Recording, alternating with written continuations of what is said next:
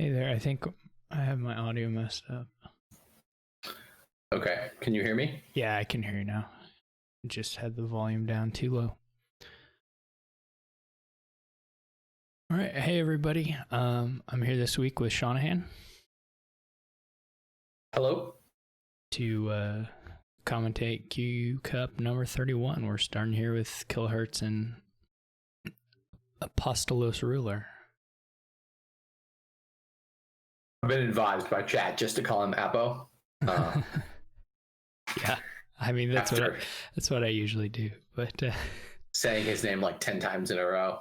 Yeah, I usually just do it once and then switch to the shortened if I say the long one at all.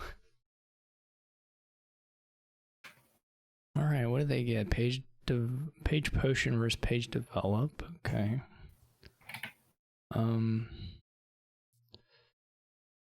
Yeah, I mean it would be a little nicer, I guess, if there were more cantrips for the develop to hit, but or to turn the estates into rather. Yeah, otherwise you're just turning them into silvers. Mm-hmm. And I do like the pools here. I think eventually that's gonna. Yeah, you can get a lot of villas and faithful hounds and stuff. Mm-hmm. And later on markets and potentially turn the faithful hounds into animal fairs.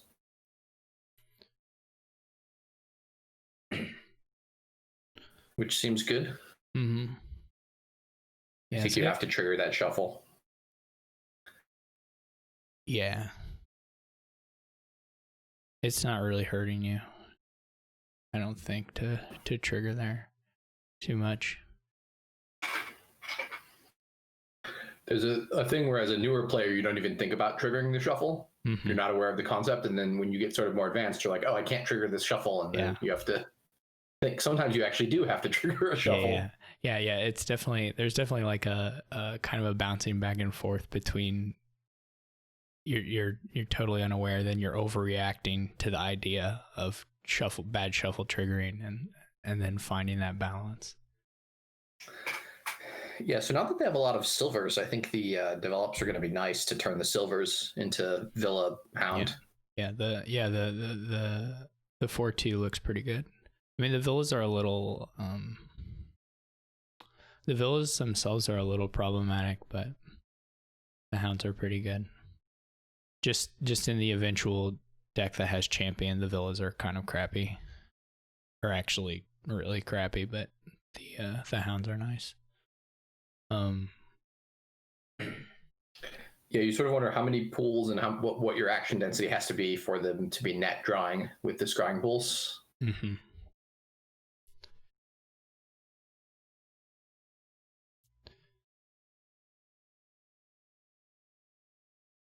I mean, they always they're not necessarily stop cards if the pools find them, but they get into the starting hands, which is the problem. Yeah, but Kilohertz having a nice turn here. Mm-hmm.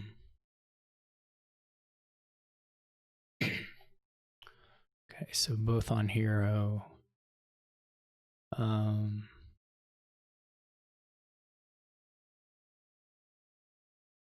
It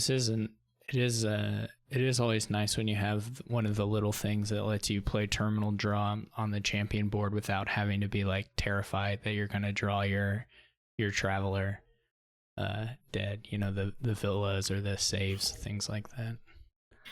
Yeah, I had a game recently where I had like 3 old witches in my shuffle with the hero, and I just couldn't play any of them. Mm-hmm. Yeah, so they're just sitting in my deck. Yeah, there's always this awkward phase in the champion or in the page games where you've gotten some terminal draw in anticipation of getting champion, and then there's like a shuffle where it's just like the scariest thing in the world, or either you just don't play them and it's a real slow bad shuffle, or you think about playing them and maybe really being sad. Yeah, I think coin around the other one that is good in that situation. Yeah. So we have opportunities for develop tricks here. Potentially even drawing those cards back up. Yeah, you should probably go as far as you can with hounds and villas here.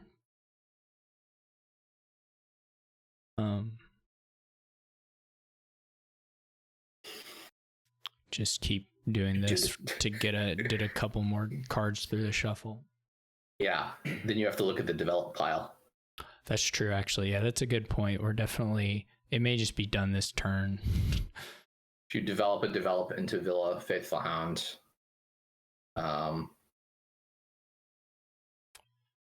Then you draw the Faithful Hound, play it. Yeah, because you have at least a couple more chains of this kind of stuff you can do. You can also, because the villas go to hand, they can also be the developed targets. Probably should have not gained that villa with the altar, because you can gain the villa off of develop. You can't gain a develop off of develop if you're trying to end it this turn. It's also just a little premature in general, right? You didn't need it yet, probably.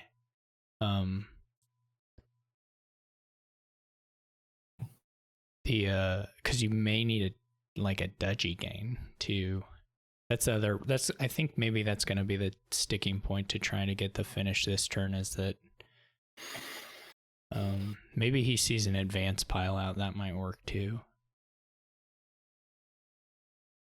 Yeah, there are enough buys, but you need one more money still.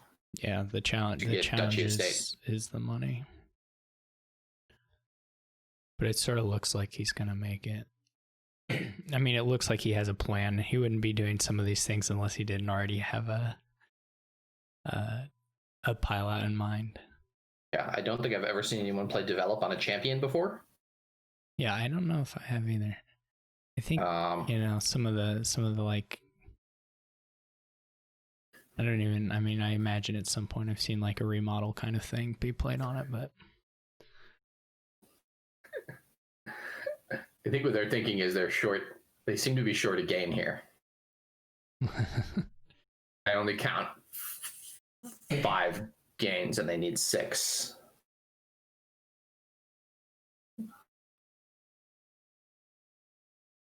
The champion costs 6. It did not occur to me even looking at his hand. It's just one of those, you don't ever actually pay attention to the cost of the card.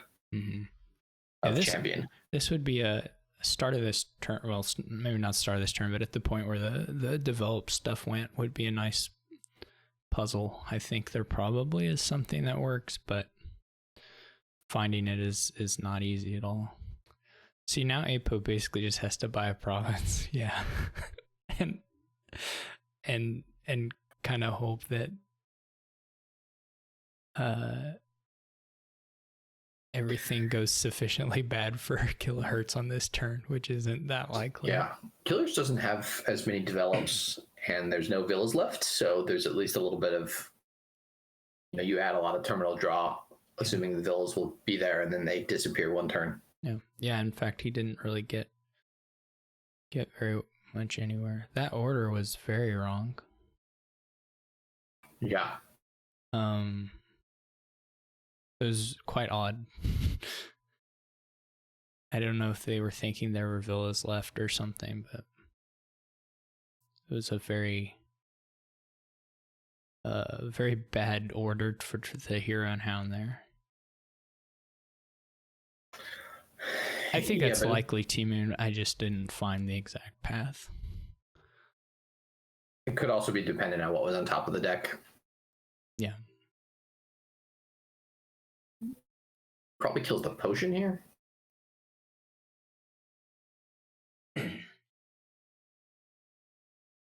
Yeah.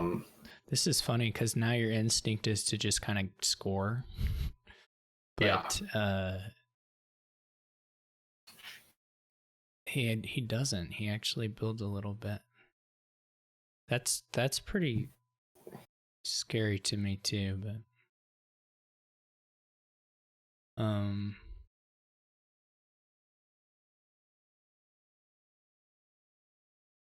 this is really funny, these decks with the villas gone and no champions. Yeah. Well, Apo had a champion in hand. Yeah. But it's dead.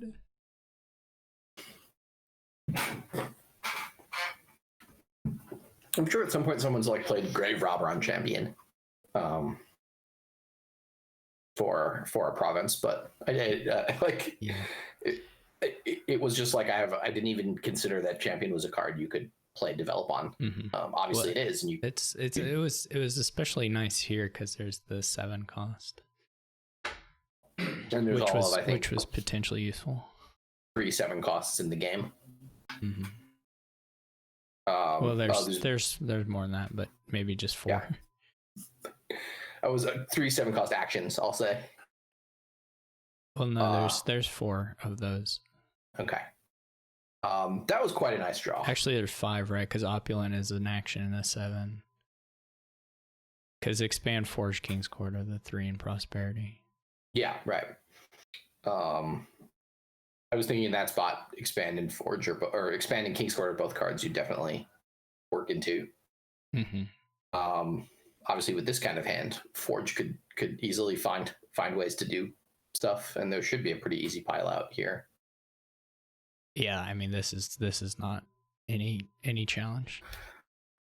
In it's fact, easy to get the dudgies. Advance, it's in hand as well. Yeah. How many cards did that draw? I don't know. I didn't. 6, 10, 14, 15 cards with the potion is the last one.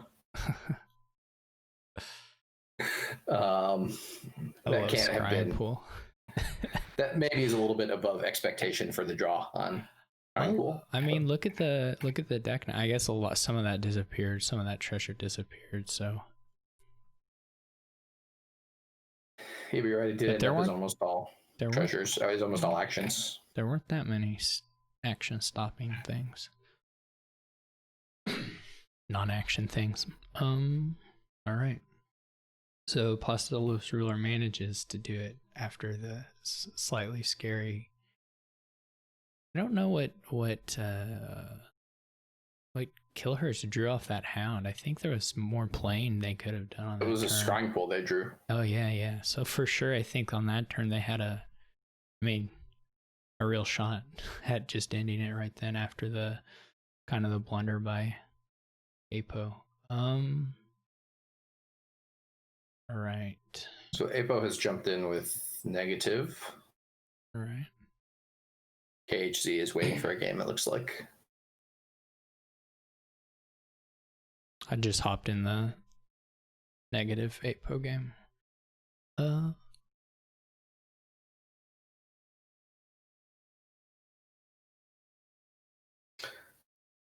So draw is only steward,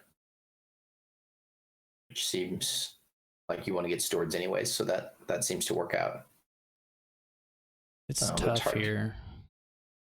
It looks hard to get enough actions with Villa, enough draw with steward, and then to play what you want to, which is all the bridges. I mean, you don't get draw, right? They're just cantrips, basically. Yeah. It's just a like a really expensive market, or a really awkward and expensive market in the final. But there is at least Conspirator to give you some payload that doesn't take up cards.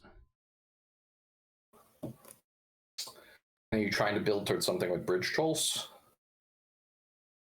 I mean, you'll play with the cost reduction stuff for sure, but there's like a limit to how big it can get. I mean, you can make it a little bigger with bridge trolls than you can with bridge because of the duration aspect. I would just try and, thin down while adding a couple uniques and then do some bridge troll and conspirator stuff, I think. I guess conspirator is kind of a pain to activate. Yeah, for a while at least. Till you have some villas. Yeah. She's like, you just have to have like a bunch of secret caves and some villas. If you have a secret cave coming in from the previous turn, it's easy to pick up the villa. Mm-hmm. If you don't, it's really hard to get enough money to buy a villa and do stuff. Right. Yeah, it's a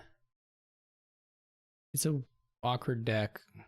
If there was like a normal village or a not, a drawing village here, you could make something pretty straightforward. But without that, the hand size, you just can't do it. We've got a three trashes in there, which is nice.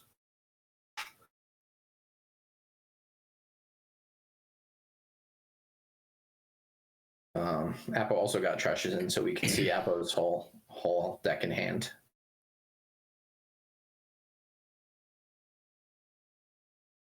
Can you? Yeah, and you can't like get the villa and activate the lamp here. It's too much. Or do they have cave money coming in? Oh, they do. Never mind. So they can. So on a post turn, he can buy a villa and activate. And trash, I think, if I'm counting right. Play copper, buy villa, play villa, trash. Oh, you need to play the doctor. You can't trash. You have to play the doctor.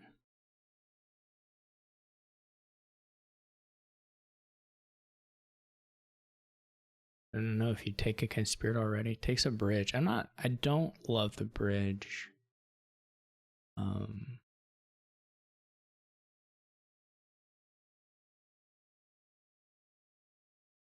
Not a huge fan of the bridge buy. I mean, the bridge troll, you only draw every other turn, so it's like a half card less. Mm-hmm. I suppose, in counting it that way. Yep. And withdraw being incredibly limited here, that could make a difference. Yeah. I mean, it's not like I think bridge is awful. I would not have bought it there.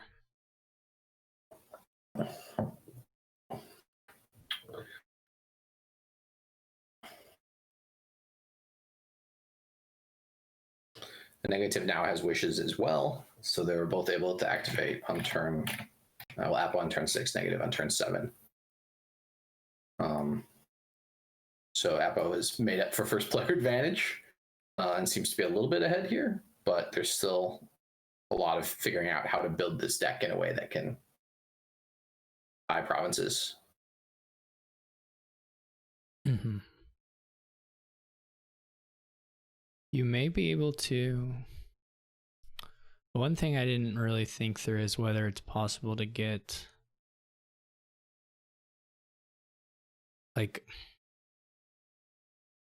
there's always the auto villa pile out, but I don't know if there'll be another pile. I don't know if there'll be 2 other piles low enough to make that like the thing to do at any point.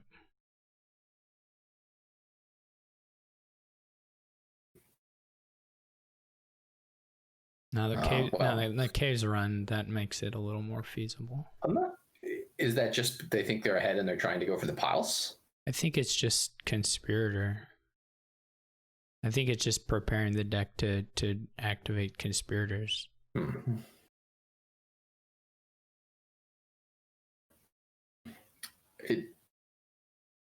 Yeah. But my dream is you get 3 bridge trolls in play, buy 4 more, put those 4 more in play, and buy all the provinces. Yeah. But you need the bunch of villas and stewards for that to work. Yeah, you nothing else. You need to like have a ton of stewards in your deck already, and then get the villas down to 0. Yeah, and you still at the end you wouldn't be able to empty provinces. You would just be able to get a few of them because your buys would get soaked up a little bit. I mean, you would still just have however many buys you started with at the beginning of the turn. And I guess the turn where you have once you have 3 bridge or 4 bridge trolls in play, you can buy mini stewards on the last turn because the villas will be the second to last turn because the villas would be free. But of course, you risk your opponent piling out the villas first and completely blocking that from working. Mm-hmm. But with 1 wish left, we get to see sort of if that's what they're going for, if they're going for conspirators.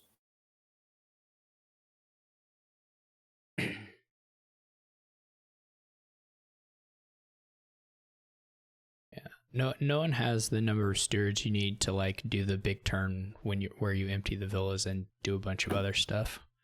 Yeah. So I would want here to wish for a bridge troll, play the bridge troll, buy a villa, play the bridge. Then you can buy stewards.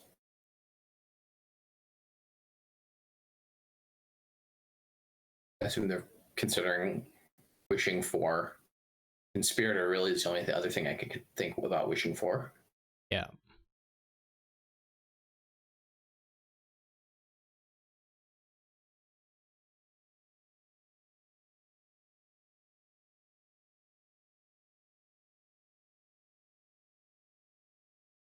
And also, depending on their deck tracking, they could play the doctor to get a clean shuffle.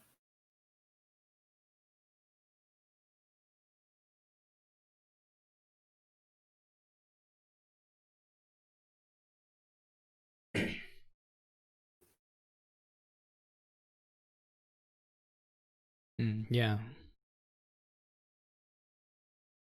But I think they just have conspirators. They have generally stuff down there that they want to be playing.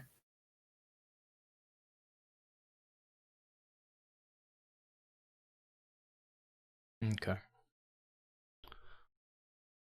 I would almost consider trashing the doctor and ending the turn there. Or, yeah. As it's just a dead card sitting in the deck. Yeah, I think you probably want to get that bridge troll played. I guess there is a... I think it's probably worth it to draw on to get the bridge troll played. Yes, they're going to have, assuming they buy 2 more cards, they currently have 4 cards in the deck that don't draw. So they'll have 6. So if they add some stewards, they should be able to play 2 bridge trolls next turn. This is actually winning. You can buy villas here and empty villas, and you can worm the 2 actions and buy conspirators and caves out. You have it's actually exact, because you have exactly the $4 you need to do the conspirators. So yeah, this is, so you this were is right. a finish. The autopile. It's sometimes hard for people to see a villa autopile. If you see the worm thing. Mm-hmm. I've definitely seen, really good players miss villa piles before. Mm-hmm. This cost a gain, so now it's not on the table anymore.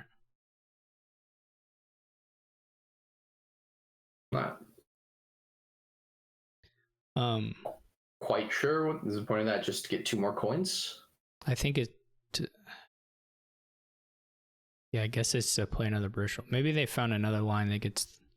No, I don't think that'll work. So this is just to get more bridge trolls in play. Which also seems good, but potentially leaves the same line open for their opponent. Mm-hmm. Maybe they see a...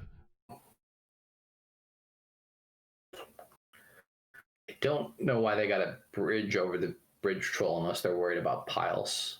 They should have this. Oh, they're missing a gain now for the pile out now.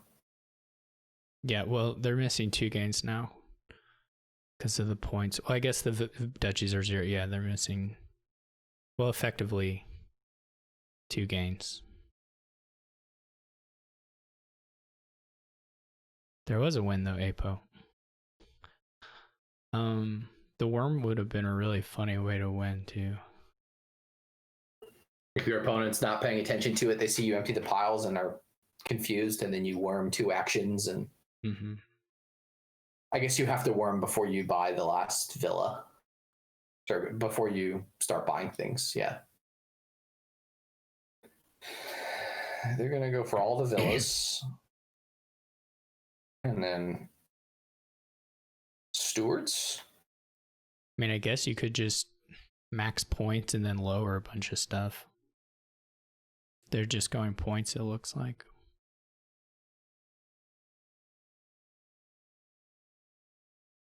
It's going to be really hard for them to do anything after. Maybe they have bridge trolls coming in this turn, will be okay, but subsequent turns are just going to be really painful. Mm-hmm. Yeah, now negative needs to play it like almost like a normal deck, right? Just try and well, they can't really lower anything. That's the hard part for them. But they can take a couple. I mean, they essentially just want to buy some provinces. You could also assume that your opponent's deck is not going to do very much because it barely drew that last turn, and they've added a whole bunch of stop cards. Yeah, except that if they had like a villa and a bridge in hand, that's already a pile out. So, like Apo's problem here is just that he doesn't have money to buy conspirators, but otherwise is extremely close to a pile out.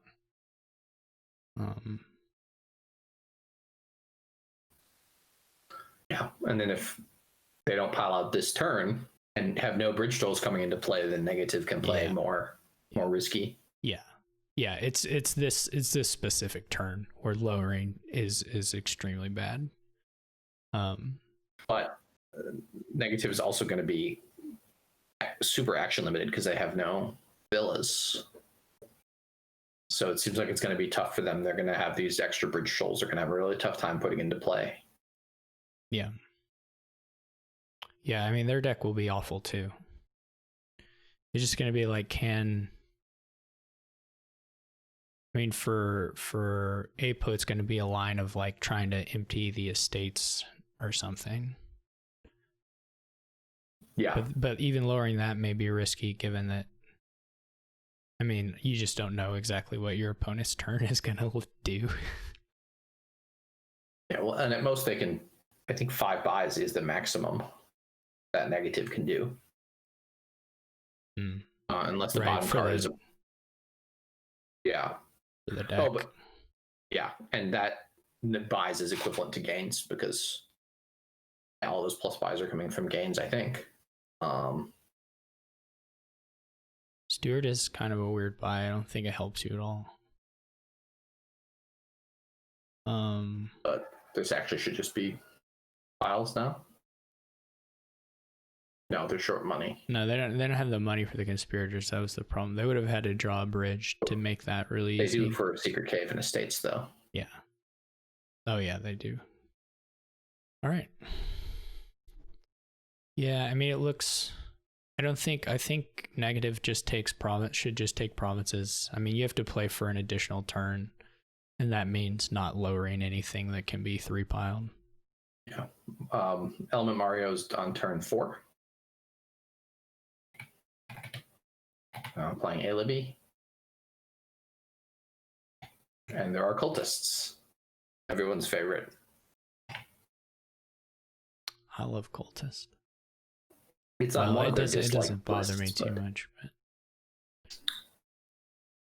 But... I had a run of league games where I had multiple matches with fairy cultists, which doesn't even feel like the same game anymore. Yeah, that's pretty quick. That's pretty quick on the junking.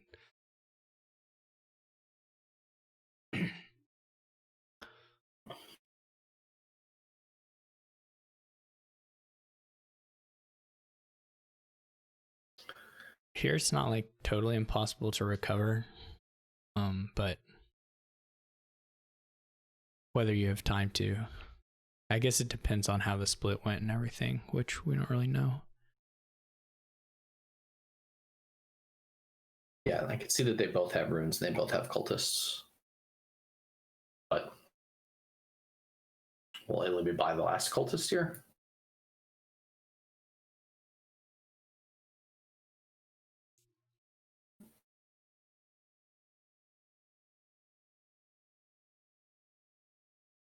Didn't even play his rune village. What a miss. Yeah. Gets a relic. Yeah, it looks like Mario is not gonna try and clean up. But it's tough. There's not, the total amount of money in the deck is 7 coppers and 2 silvers. I guess now they have the relic, so they have, some amount of money. And Alibi's got a village, had a second, and now has a second forger. It looks like they have both forgers. So they're going to go for the clean build and see if they can get rid of all the runes and reliably buy provinces. Yeah, I think you need a acting troop. Oh, he just spends on Lost City. That's probably fine too. But acting troop does look pretty nice for the cultist thing. I mean, if you're trying to clean up anyway. Unfortunately, the Lost City drew Mario a cultist and saved the turn. That was a big swing on that. I didn't notice that, but seeing the turn, that's huge. Mario gets the acting troop. Mario's sort of, I don't know if you play that cultist if you know in your bottom 4 cards there are 2 foragers. Maybe you do, but Illiby doesn't seem to want the acting troops. Yeah, I certainly there at the bottom of that shuffle to put one in this one would it looks really, really useful to me.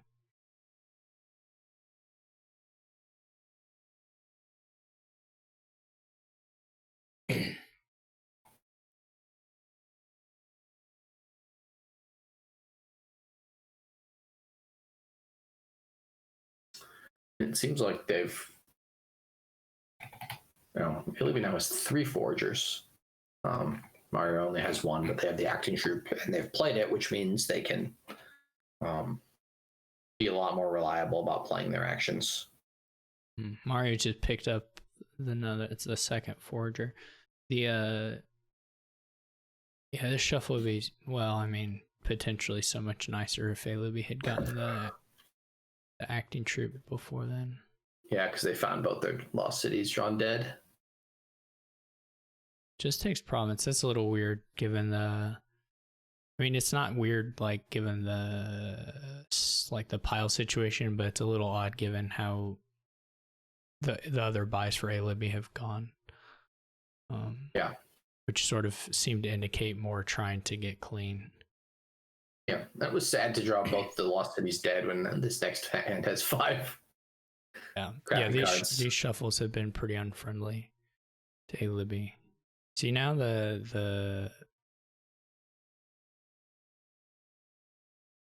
I wonder at not trashing Overgrown Estate there. Maybe they're thinking they can trash it later for advantage, and this turn they're just going to buy a province. Yeah. I mean, I just kind of expect the advantage to be trashing it as soon as possible. Versus, I mean, obviously there's some situations where you could like know one way or the other, but that seemed like a turn where you might as well see if you get another card that's useful. Yeah, and Illiby bottom deck the foragers again, and couldn't find enough money, so it was a fair resign, I think. Yeah, I mean, it didn't look at that point. It didn't look recoverable. I don't know if there was a point where it was. I didn't love all the buys, but obviously it's not like even if you make the right buys, no guarantee you put it together to get out of the junk. Having just a super junky deck. Tracer says, go watch Tracer and Element Mario.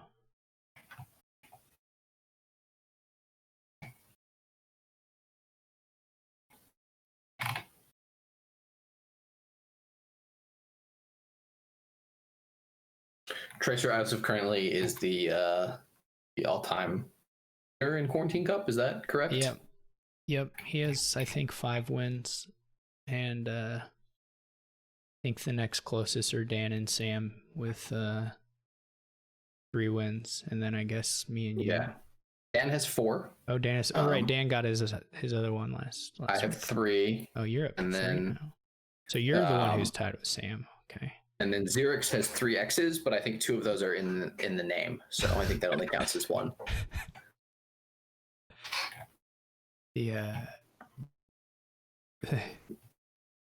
For anyone watching on YouTube, if you go to the Dominion Discord, there's a channel for Quarantine Cup, and it lists those winners. So they both are doing miser stuff. The classic I guess it's the classic. You think the game is going to be long enough because we're doing all this champion stuff anyway. I guess patrol draws pretty nicely, and you'll progress your champions, and then you have both of them have just somewhat sad terminal collision, but there's sort of no way to avoid it with the number of terminals they have in their deck. Yeah. I mean, there's tons of draw here. I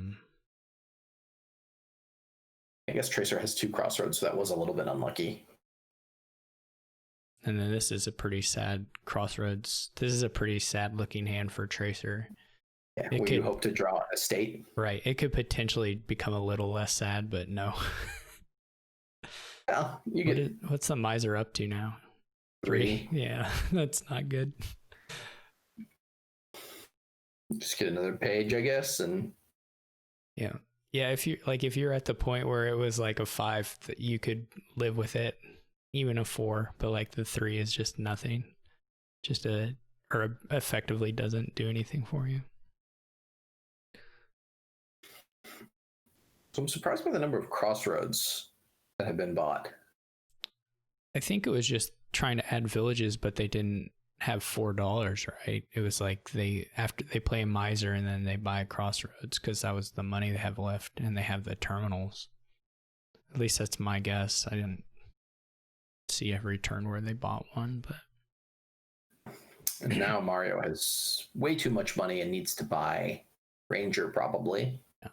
And like in theory, the miser should be like making the crossroads much better kind of as you go along, but yeah.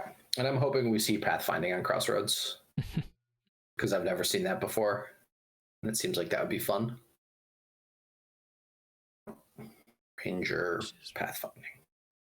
So he's just gonna pathfinder. Yeah, at this point, well, Mario did have a slightly dud turn, so that kind of. I'm not even sure if you bother with patrol. You need the buy. Yeah, Tracer completely duds again, so Mario's turn was sort of a duddy, but not going to be duddy enough. In this tournament, you want to just play games, and if you feel like you're far enough behind, since a win is worth more than a win is worth more than a loss. If you've got 10% chance of winning or something, it's probably worthwhile to resign, grab a couple more games, and make it up with wins later on. Yep.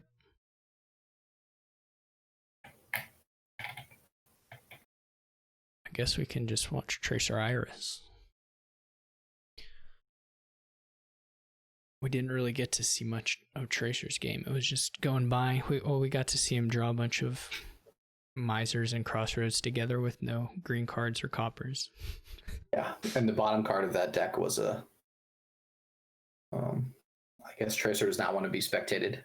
No, it's not that. It's just Iris didn't get ready, so Tracer is just going somewhere where someone is ready to go. Okay, we could watch Mario chess tick. I hopped over to Apo Tracer. Okay. I mean, I think it was just impatience is all. He doesn't. He knows we spec him. Yeah.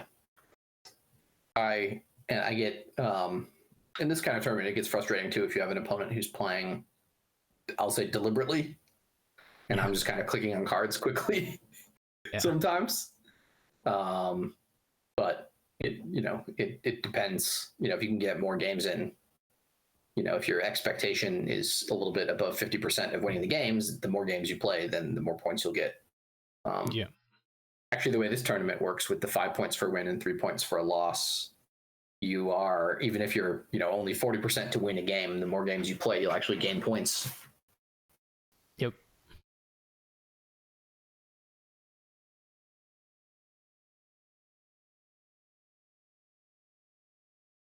A lot of terminals.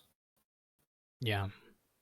They're kind of relying on Mule to make that not the worst thing when it happens. which I think is reasonable. Yeah, I think City Quarter or even a Curse Village is okay there. Cursed Village works really nicely with Inventor. I guess so does City Quarter. We're just 40 minutes in Minion Pawn. You could still win the whole thing.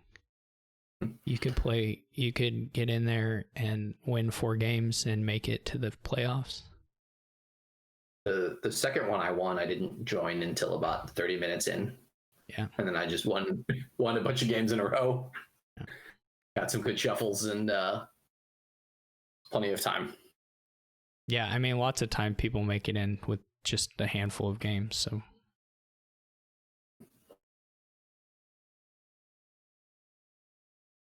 The inventors are gone. Oh, wow.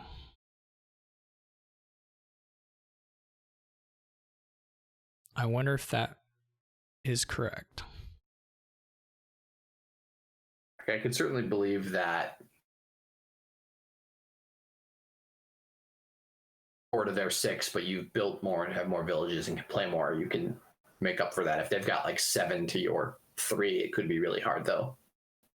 Yeah, I mean, if they can't play them, I mean, if their turns are playing 2 inventors and your turns are playing 2 inventors, but you have control and stuff, I wouldn't worry about. I mean, that kind of stuff can matter if the decks are roughly even, but like, they're still just kind of building around, aren't they? I mean, they don't really have working decks yet.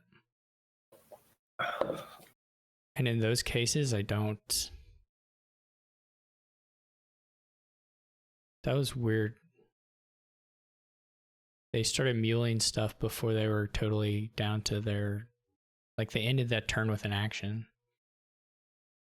Yeah, it did seem pretty weird. Which could happen. I mean, that's how it could play out, but you can still draw first and see.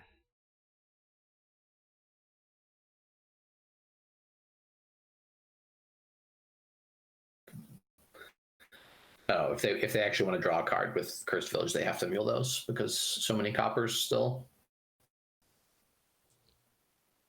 I'm really having a hard time believing the piling of the inventors was the play here at this point.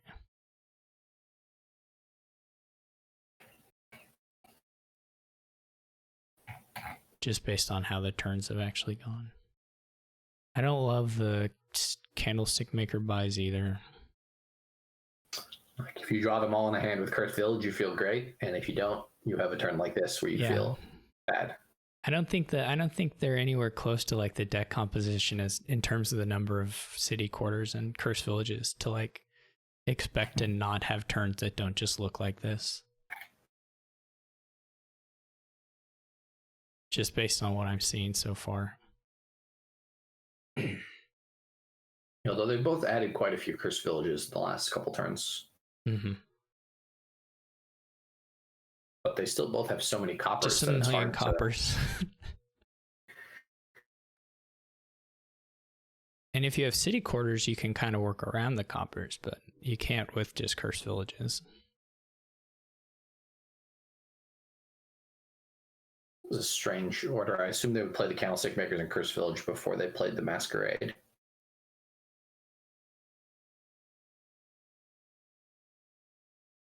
Doesn't even want to trash this turn.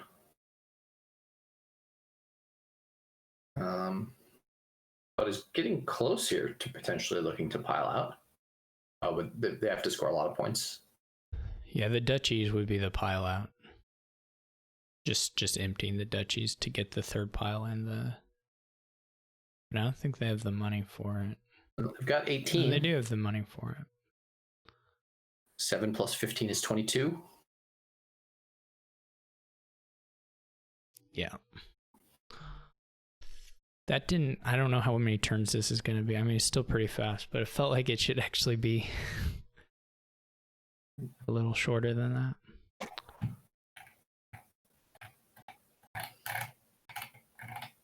Who knows?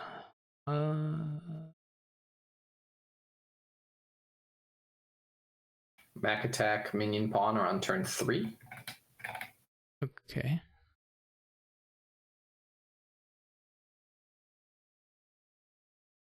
We'll go there. So Minion Pawn opened Candlestick Maker Island, and Mac opened Candlestick Maker Gatekeeper. Then Minion Pawn exiled in the state with an island and got another Candlestick Maker. Mech deck got a potion, so it's going for giant stuff. And they're already feeling the effect of the Gatekeeper attack. Yeah. I guess this is kind of a weak enough board that you can do that, but I don't know what else you open on a 5. Just a giant. I mean, I would open giant before Gatekeeper. It is a weak board though, so there's some you can do. I don't expect there to be like a huge difference between the two, I guess. But I would do the giant. I'm hoping that some of these Candlestick Makers become Animal Fairs pretty quickly. Yeah, they really need to, otherwise they're terrible. They're just coppers. They could have played the Candlestick Maker and then sheeped the Nobles. That seems better than drawing stuff dead. Mm-hmm.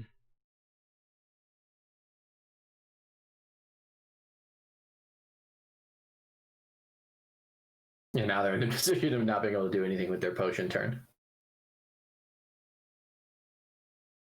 Would you have warehouses here? I mean, I might have opened like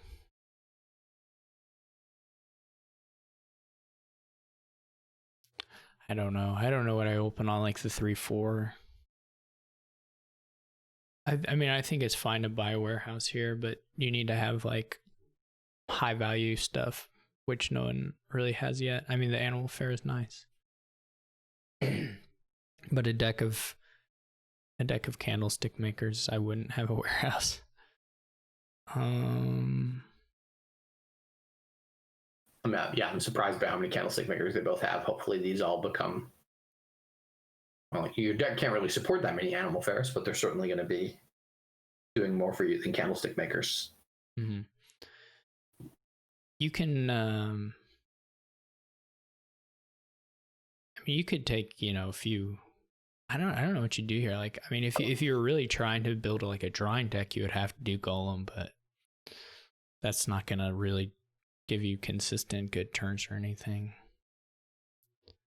And so then if you're doing like money, but that, I mean, it's really hard to empty the provinces here on your own. And so if you might lose to a more built up thing that can do big triumph stuff later on. And the Nobles are going to help with the Golem stuff. Mm-hmm.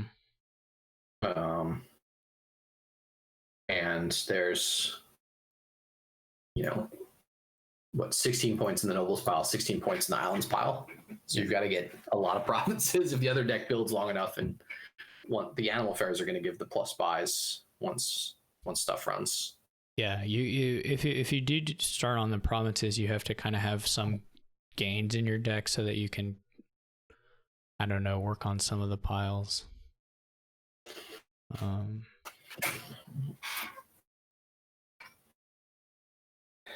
And one nice thing about Nobles here is, if you draw Nobles with no other actions in hands, it's just a smithy. But, with Way of the Sheep, you can, and again, with Golem, if you hit like a warehouse or something and you don't want to have to play it, you can just sheep it. Yeah. Ways in general are really nice with any of the cards that forcibly play things, heralds and stuff like that. Yeah, give you a little bit extra optionality on that stuff. As it is, I don't know what they're gonna. I don't really see. I'm not sure what they're gonna do here or what they're. I would strongly consider discarding actions there to find with the Golem. Yeah. They were lucky here that they basically just chancellored the deck. They didn't, before they found the second action. because that shuffle could have been a little sad. Yeah, it's really hard to. There's certainly something to be said for saving the warehouse to the near the end of those turns if you can. But if your golem hits 2 terminals, then your turn ends. I actually don't think they have 1 gatekeeper and like 1 animal fair, so it seems most of the time their golem's going to hit things that provide plus action. Yeah, the golem doesn't seem too scary.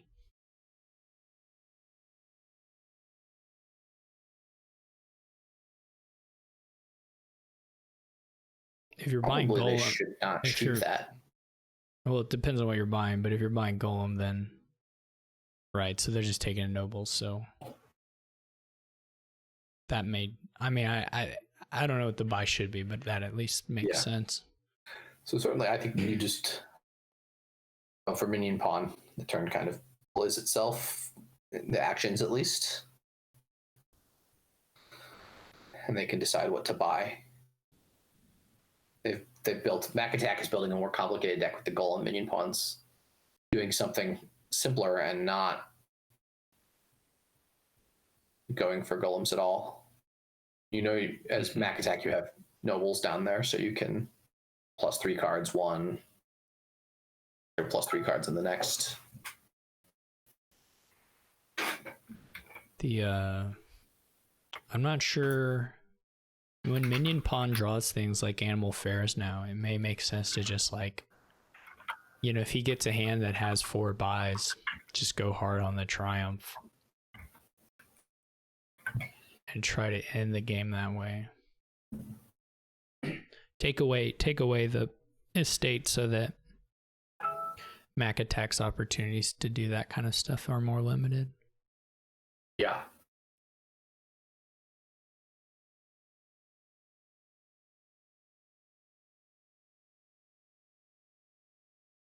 So they ended up,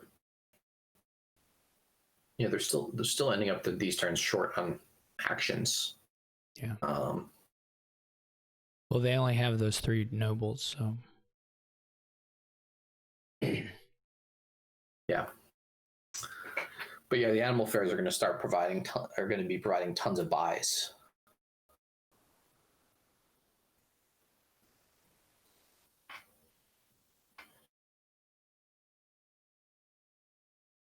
You can just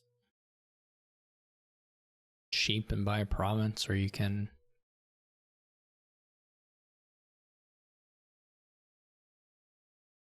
I mean, there are a few other things you could think about buying. Yeah. I wonder if both these decks would have benefited from more islands.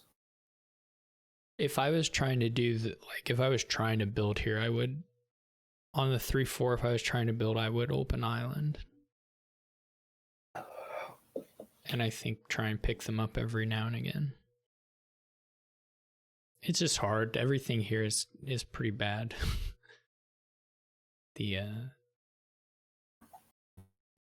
Just the draw, gains, and actions, they're all pretty awkward. No trashing, of course, so. Or, besides the island thing. Led on that golem. I wasn't sure that they only had terminal actions left in the deck, but they may have tracked better than I did. This is that was weird. That was awful. Don't do that. No.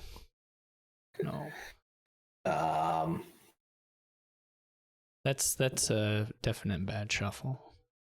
There's also no upside. Like, all it is junk anyway. So you're not drawing anything.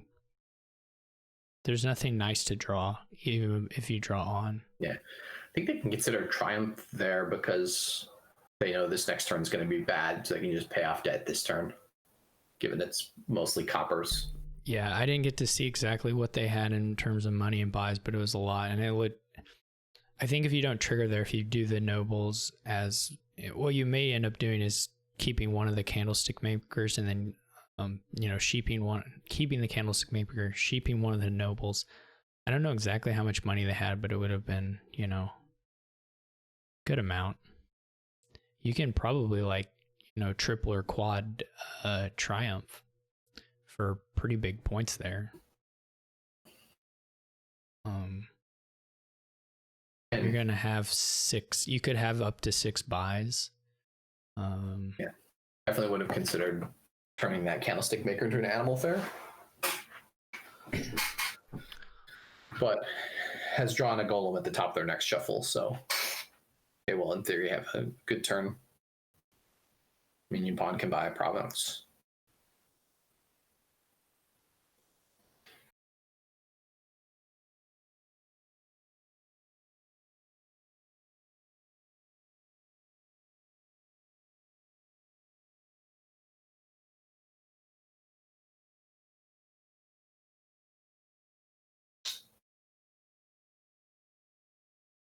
At some point, you can consider, are you willing to buy coppers or estates or poorhouses or something to get off a big triumph?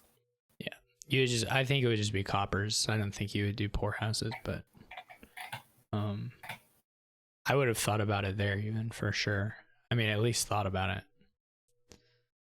See, I mean, you can make, I mean, how many buys do they have there? They had 6 again. I guess 6 is like their max. Well, I think, yeah, 6 is like their max. Like here, this is like, you can triple triumph for 4, 5, they 6. could only double. No. They had over $10. Oh, Mac attacked it. Yeah. No, Minion Pawn did there too, right? Or were they out of actions? Oh, they were out of actions. Sorry. Yeah, I was counting that animal fair, but yeah, my bad. Yeah, Mac Attack had a couple turns though where there was a possibility to do triple or maybe even quad triumph on one of the turns. I was thinking last turn because they knew they had a golem coming up at the bottom of the deck, so they'd be able to at least somewhat cycle through that. Mm-hmm. Correct me if I'm wrong, but playing nobles for action, 2 nobles for +2 actions and +3 cards is equivalent to playing 1 laboratory. Yeah. Yeah, it's like the most expensive lab you'll ever get. I've bought a $6 Destrier before, but I guess it's two $6 cards to get a lab. Yeah, the nobles thing is always like people buy them a lot, and of course sometimes you just have to. Like sometimes it's the best card, but yeah, they're always a little sad when it's like them relying on themselves. They play this for actions. They didn't, but they got lucky and drew a nobles. They'll have 12 money and 6 buys. Yeah, like you do the triple coppers and then you get 3 triumphs.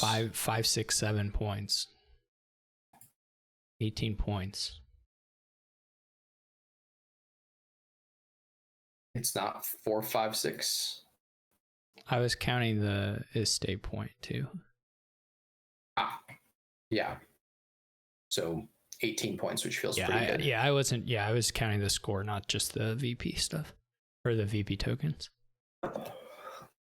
Well, they got to the right price point, 10, but they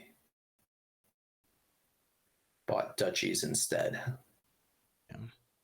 And like, I mean, of course, the triumph turn will nuke your deck, but points aren't that easy to come by here, so it's nice if you can get 18 in a single turn. Yeah, that would put them at 48, which requires double province to beat, which feels out of reach. But Minion Pawn's in a tough spot here too. I guess they just double duchy.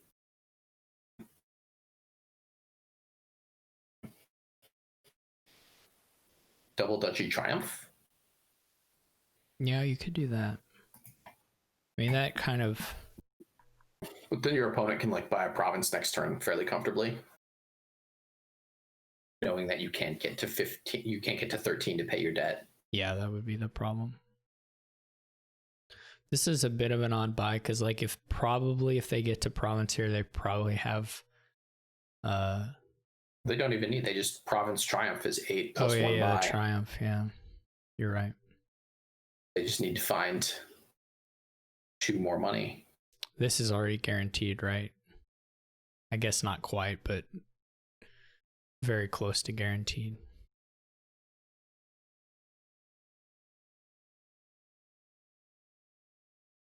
It's like sufficient with the animal fairs.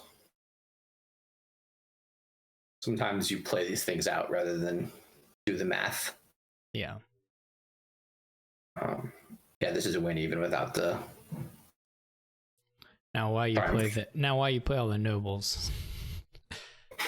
I guess if you don't.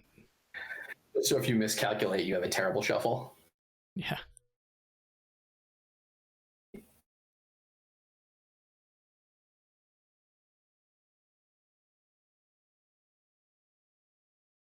Didn't go for the max point triumph.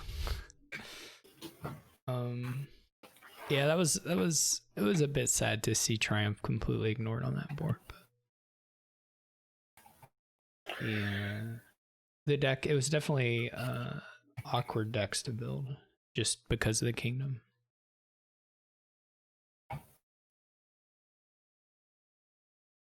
All right, halfway through, and we've got Apo in the lead with 17 points, and then Fire on Ice and Element Mario tied at 15, and then there's a big gap to number 4 right now, so there may be some that may be hotly contested because number 4 only has 7 points right now. Chestic and Teak Pick and I mean that's just, you know, a couple games. Anyone, I mean, you know, maybe Seanahan or I will enter the fray right now and win 2 games, make the semis, make the playoffs. We need a bot alert. If you jump in the Q Cup and win 2 games, you can make the semis. Although it's only an hour in, I expect it will. Yeah, it will change for sure, but looks like KHC is about to start with Minion Pawn. Okay. I would BRB.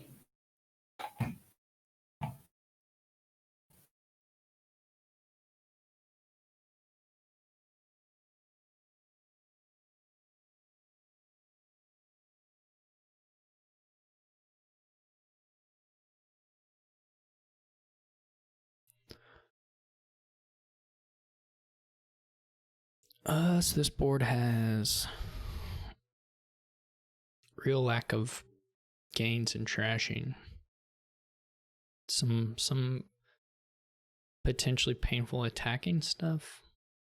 Probably IGG doesn't beat Heavy Exorcist going for a built-up thing that can eventually take colonies. So I wouldn't expect IGG to be too important here. But again, it's a pretty awkward board. There's a lot of pieces here, but not the full stack of things that you'd want. You can get minions. You can do a minion stack here, but they'll be able to defend against it at least.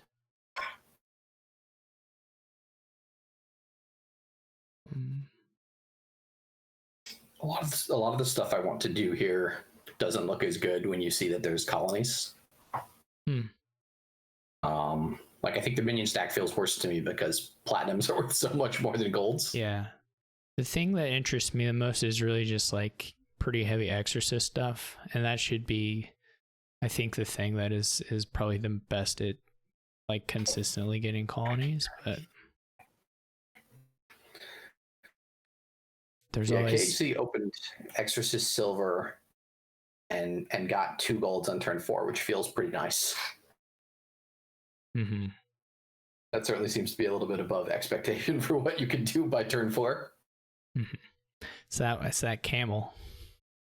But hitting 6 on turn 4 with having added 1 silver and 1 exorcist feels pretty sure. Unlikely too. Yeah, no, definitely.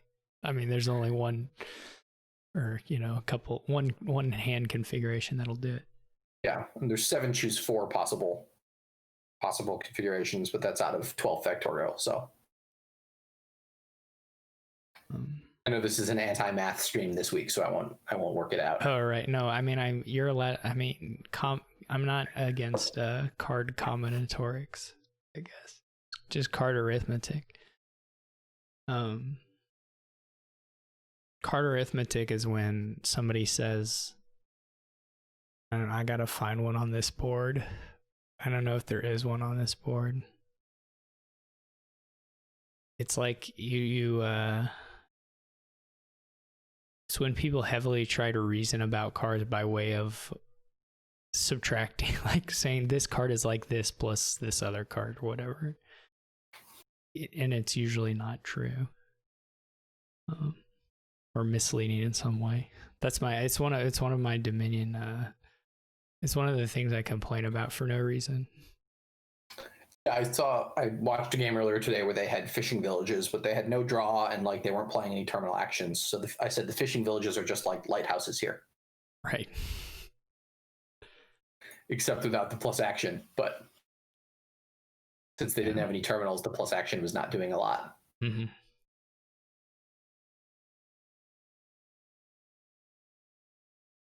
So as a benefit of KHZ's early golds, they were able to grab an early ghost. And most of the actions in their decks are going to be wisps or overlords, which are pretty nice to hit as ghosts. Mm-hmm. Overlord isn't... I guess it's good here. I was going to say it's not that good here, but I guess it's okay. What I'd kind of like to see is people doing... Well, I would like to see second Exorcists in the deck. For sure. Yeah, so I was going to say, do we ever see an Overlord played as something other than a minion? And we just did. It was played as a mine. I think mine will happen a few more times. I mean, the gold to plat jump is so nice. And also, sometimes copper to silver is really nice for Exorcist reasons. Yeah. I mean, the imp does not play great with minion stacks. Right. You can kind of... Yeah, I mean, there's a deck here that just has Platina and then buys colonies just by having platinum. And you feel better in that deck having two Exorcists because you get to play them both every time through the deck? No, I don't. Sorry, no Exorcists. That's like contrasting that. Well, you would still open Exorcist. I think there's like, for me, the two decks I'm like somewhat interested in are just the deck that has platinums, multiple platinums, buys colonies. Like it looks like sort of money-ish, but just with platinums, and you're using mine to get some and stuff like that. But and then the other deck is like heavy Exorcist, and it might have a platinum or two, but it's kind of, its goal is to draw and play, the deck every turn. And you can continually print additional spirits here using Fortress. So you can effectively get, you can even go up to a third Exorcist because you can empty both of the spirit piles here, the action spirits, and I think have quite a nice drawing deck. Yeah, that's not something that was on my mind. The getting a Fortress to just print imps every turn. Yeah, and it would be like a delay. You wouldn't start with doing that to a Fortress, of course. You would be cleaning up your deck. Yeah. At the start, and then it would transition into that once you're drawing more consistently. That's the deck. That's what I would try to play here. Whether it would get off the ground, I don't know. That would be my goal.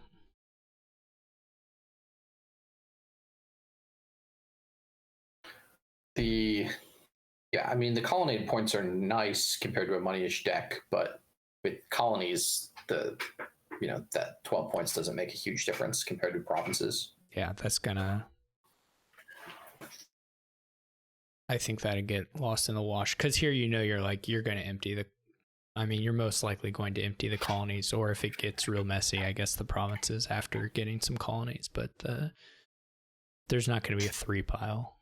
So we did see a nice tactic from Minion Pawn. They mined silver into ill-gotten gains and then trashed it to get their ghost, which is strictly better than doing a gold.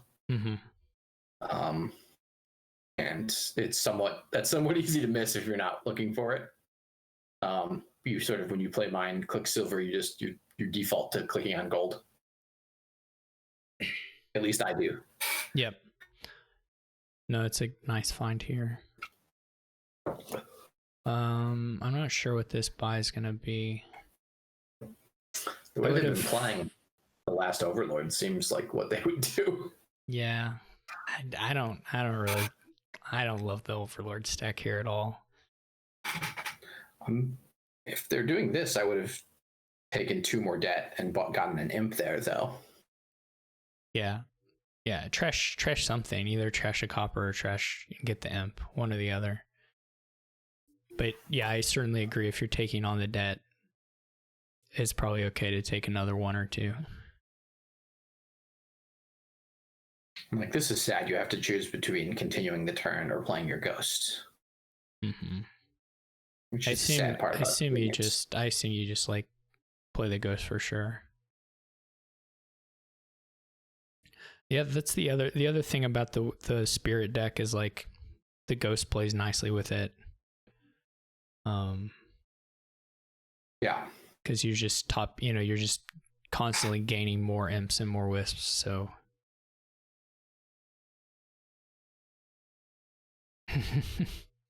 you got to trash that. If you don't want that to happen, you got to kill the necropolis. Yeah, they both.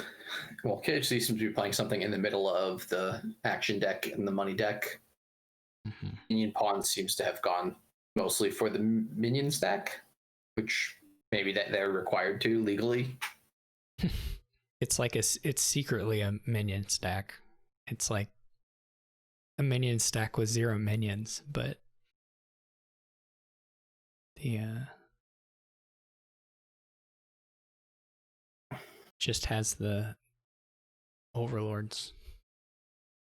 Well, that was a lucky draw. The funny thing here is if one person does the overlord thing and the other person does real minions, I guess it's a little hard to fully empty them by yourself, but and I think once I get to like 5 overlords, or once I get to like 3 overlords and you've got 4 minions, you've got to switch over and just get minions yourself. And then I guess you could try one of 2 things. You could try to force them to buy all 10 of the minions and see how far along you can get buying colonies in the meantime, or you can try and bridge the gap there.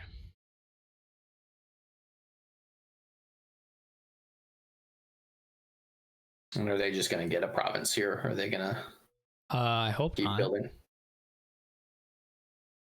I would not have bought a province there. I understand in most kingdoms you see your opponent buy a province, your gut reaction is I've got to keep up. But especially with colonies, if I see my opponent buys the first province, I feel pretty happy. Like they're adding not the best green card to their deck. It's going to slow them down and give me more time to build. I feel happy most of the time when my opponent buys a province. Maybe not. I mean, it depends who I'm playing, but I don't know. I think on average in my matches, I tend to be happy. If Freaky buys the first province, there's something going on. Maybe. I haven't played Freaky in a long time. But yeah, as an example, sure. I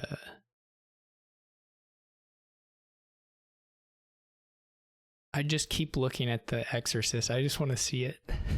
I just want to see the deck of the imps and the wisps. I got this vision in my head, and that's all I can think about. It's not good for my. It just draws so nicely too. Like it would have worked. The imps draw the fortresses, and it would have worked. I'm convinced. Should you open silver exorcist and then exorcists silver and then just add fortresses? And maybe some overlords and minions just for uniques for the imps. Yeah. I think at some point you would have an overlord for sure. And possibly a minion, but you kind of wait on the shuffle there. I mean, definitely an overlord, because I think you can still do some of the mind tricks, or want to do some of the mind tricks as a part of that deck.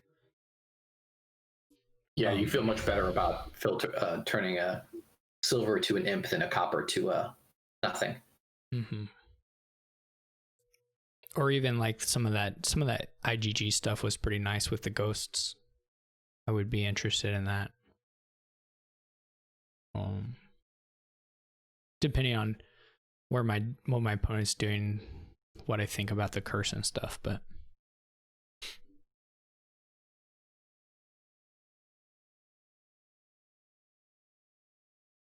yeah, that what they did there seems better after the undo. Unfortunately, there's no super ghost that costs 7 or 8 that you can trash into. Right. Petition for a Nocturne too.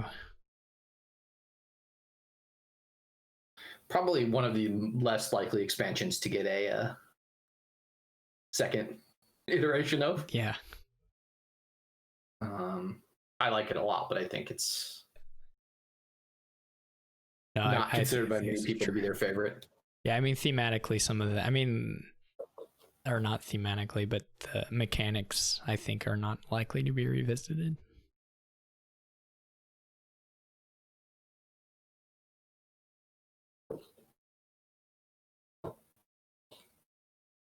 It does have, I think, the only 4-type card in the game. Is that right? Is Werewolf the only 4-type? No, Dame Josephine. It's also 4-type. I don't know if there are any other ones. Victory. And Knight. Knight. So I don't know if there are any other ones besides those two. Trying to think.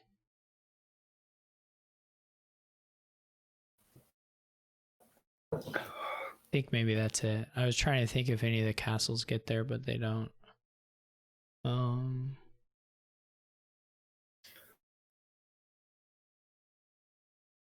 Yeah, I think that's it so far. I was gonna say I'm confused that someone bought a bank and then they bought a second one.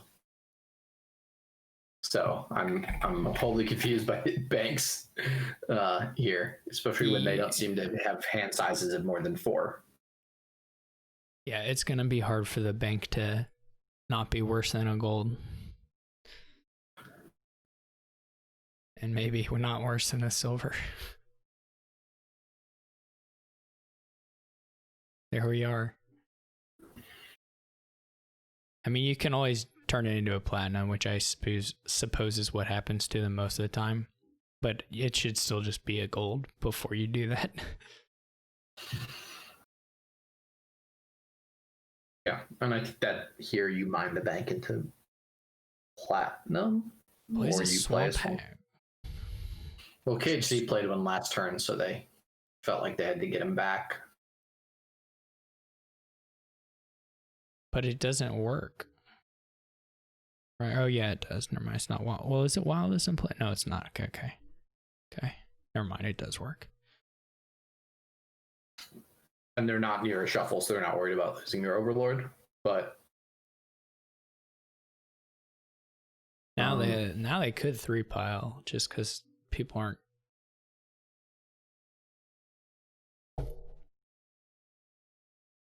The IGGs could certainly run. Yeah, especially if KHC does that here. Is the Necro? I haven't been watching KHC's turns at all. Is the Necro still in the bottom? Can the ghost hit it again? Oh no, it's out. That sinks. Too bad. Did it find it? No, it found Overlord. It did shuffle, so there was a chance. So you can mine gold into ill-gotten gains, mine gold into ill-gotten gains. We're not quite there with this hand. But maybe they are. You can. Are you one You can gain do short? 3 of them. I mean, you can do. Yeah, you're a gain short, but you could do. You could just have a single IgG left as the thing you have to do on your next turn, and be pretty confident in winning. Yeah, double colony seems pretty out of reach. Oh, yeah. Impossible even. I guess the question is double before you hit 5 again, but that also seems...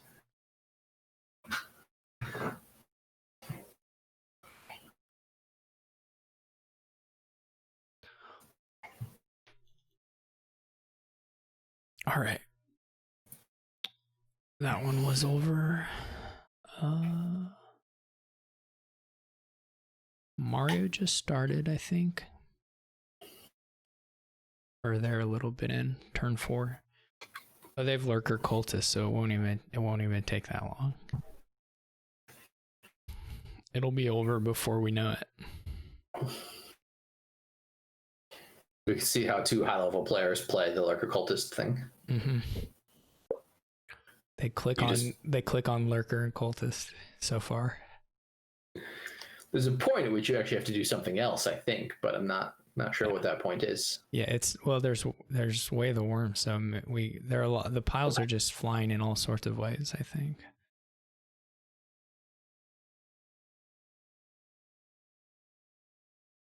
Going for the Overlord stuff.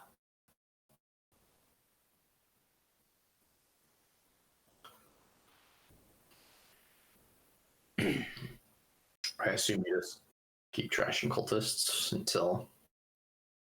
Yeah. And then you think about what to do. Really nice shuffle here for Mario. Yeah, I mean, he's going to summon again. He's going to summon another Lurker. You could think about summoning Crossroads there, but... because there's, I guess, I don't know exactly what Apo's deck looks like, but I was going to say there might be some chance that the cultists are just gone. So... Yeah, I mean, it wouldn't be shocking that the game ends this turn. Yeah, so Apo empties Apo summon the Crossroads, because summoning Lurker for them at this point is just a do nothing thing. I think you start playing the cultists, see how far you get. This is a win. Lurker, 3 lurkers, Rune Market, buy 2 runes. Yep. You were right, it was quick, turn 7. Mario takes it. And those were our 2 first place players by quite a big margin. That's right. Mario's going to have 30 points. Apo's got 25. Fire on Ice is going to have 12. And then Teak Pitkin with 7. There's still time to get in and play 2 games. Make it.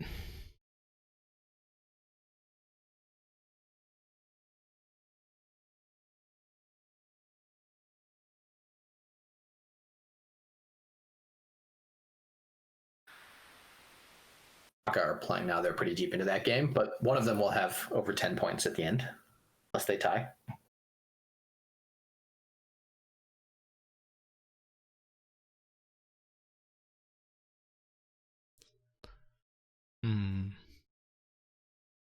How far...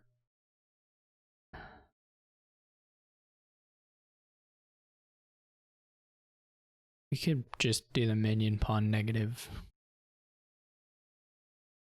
They're a little bit in, but it's the only one ongoing that isn't for pretty far.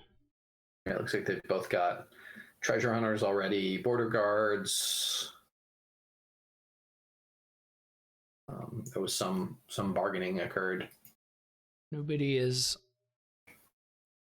Is minion pawn triggering the shuffle? Well, surely not.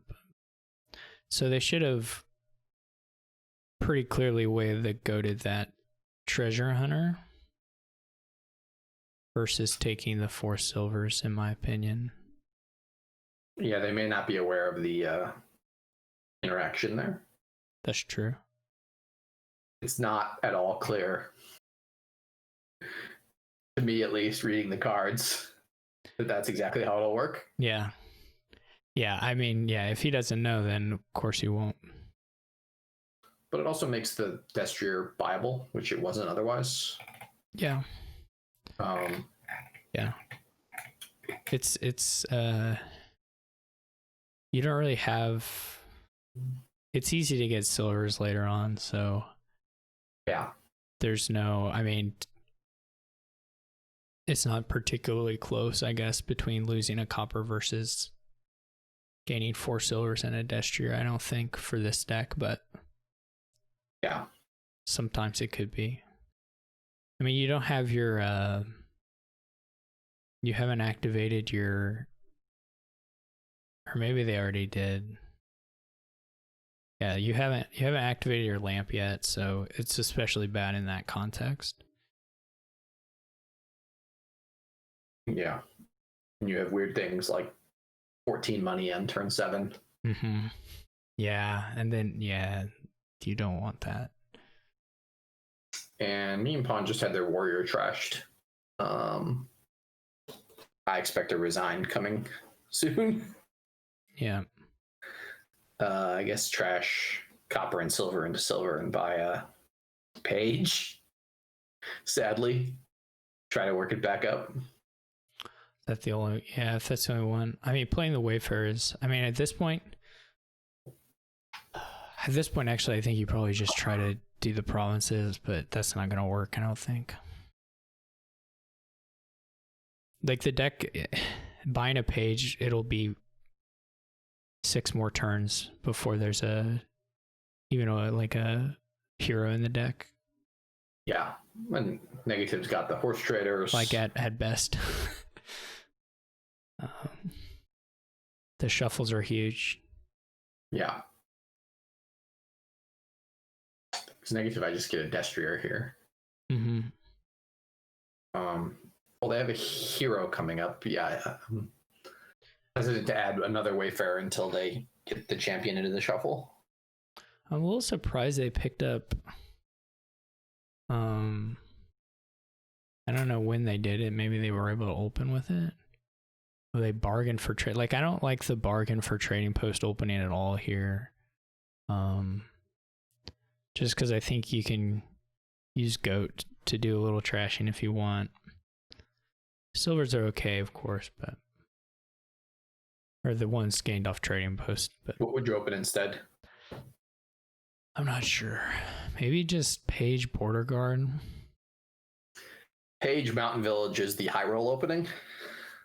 Yeah. Where you play the Page turn 3, play the Mountain Village turn 4, get the Treasure Hunter and play it turn 4. Yeah. I've seen it happen a bunch of times, but it seems pretty unlikely. I think I'd rather do the kind of the opposite of the high roll, the thing that is kind of taking out some of the bad shuffles. Yeah. Although opening Border Guard Page is, I think you're often triggering a shuffle on turn 4 that you don't want to be triggering. Or if you draw the Border Guard on turn 4, you can't. For certain sequences, you can goat the page and it's okay. Okay, that makes sense. Yeah, so your Border Guard takes you through the shuffle and then you goat the page. There are some orders where it's like the worst order is if you play the page and draw the Border Guard. But that's fine too if it happens turn 3. That's only bad if it happens turn 4. And then in that case, you can even that's fine. You can just goat the Border Guard at that point. I think with Goat, you're like covered on everything. Like there are happier and sadder ways of it happening, but none of them are forced. So on turn 3, even you just goat the page, right? I think. And if you draw the Border Guard on turn 3, you play it to hope to see the page quicker. But yeah. I mean, there's always ways to there's always ways to avoid the shuffle in any case. Yeah, it's complicated. So now champion is in play. They've got draw with Wayfarers. They should be able to get their That was strange not taking Yeah, the horse traders. That was definitely a mistake in my opinion. Unless they know they're getting back around. So they have one champion, one secret cave, one border guard. They have enough treasures now that they can discard here, trash, do all the things they want to do, and still activate there. You can even discard 2 coppers. Mm-hmm. They didn't want to count it. Yeah, I was mostly. No, I don't like the province. I don't like the double province buy anyway. But I would have gone probably Wayfarer or horse traders. Yeah, I think with the wishes in, you put in you add draw, and then you can do the payload from wishes. Oh, just double Wayfarer. Yeah. Something like that. 2 0-cost cards with 16 money. Yeah. But knowing that you'll be able to like triple the next turn pretty easily. Yeah. And maybe they will. Anyways.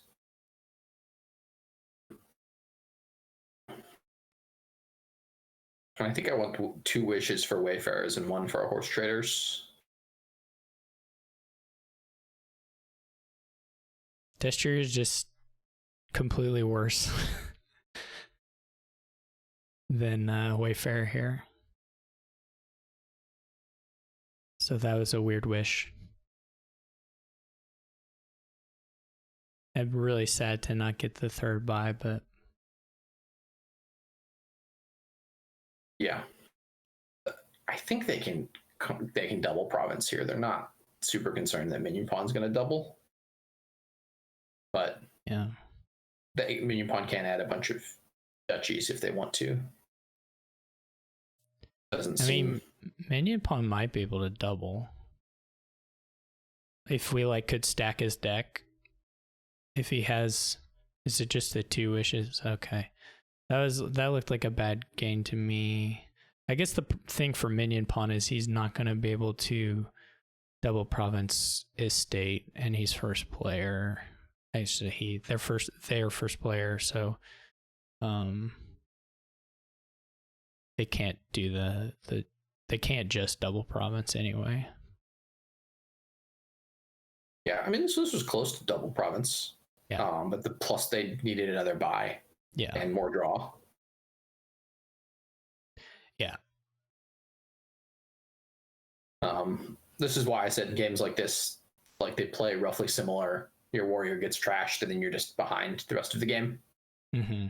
And your opponent can build this giant deck of terminal draw actions and draw through everything.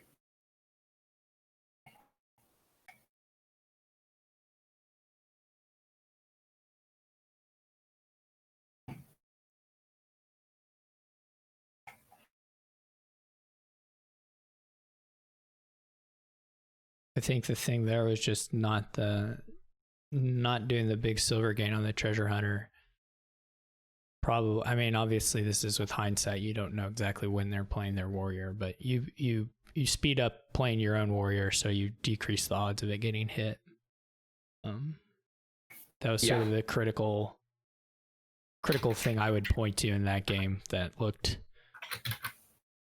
Obviously, it got compounded by the very bad shuffle that led to the warrior getting trashed, but it was, in some ways, the opportunity for that to happen were made by minion pawn's own choices.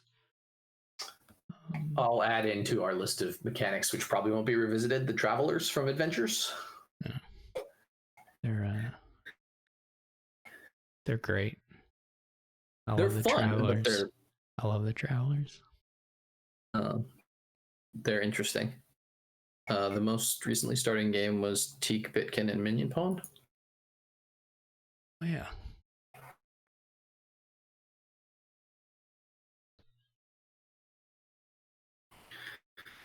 Teak currently sitting in 3rd place and made the semifinals last week. Just beat Haka. Okay. That's who you played in the semis, right? Yeah. They were speccing a game and then took a minute break, and your semi game was over before it was really funny. Mine started. Mine in Syracuse game was super funny.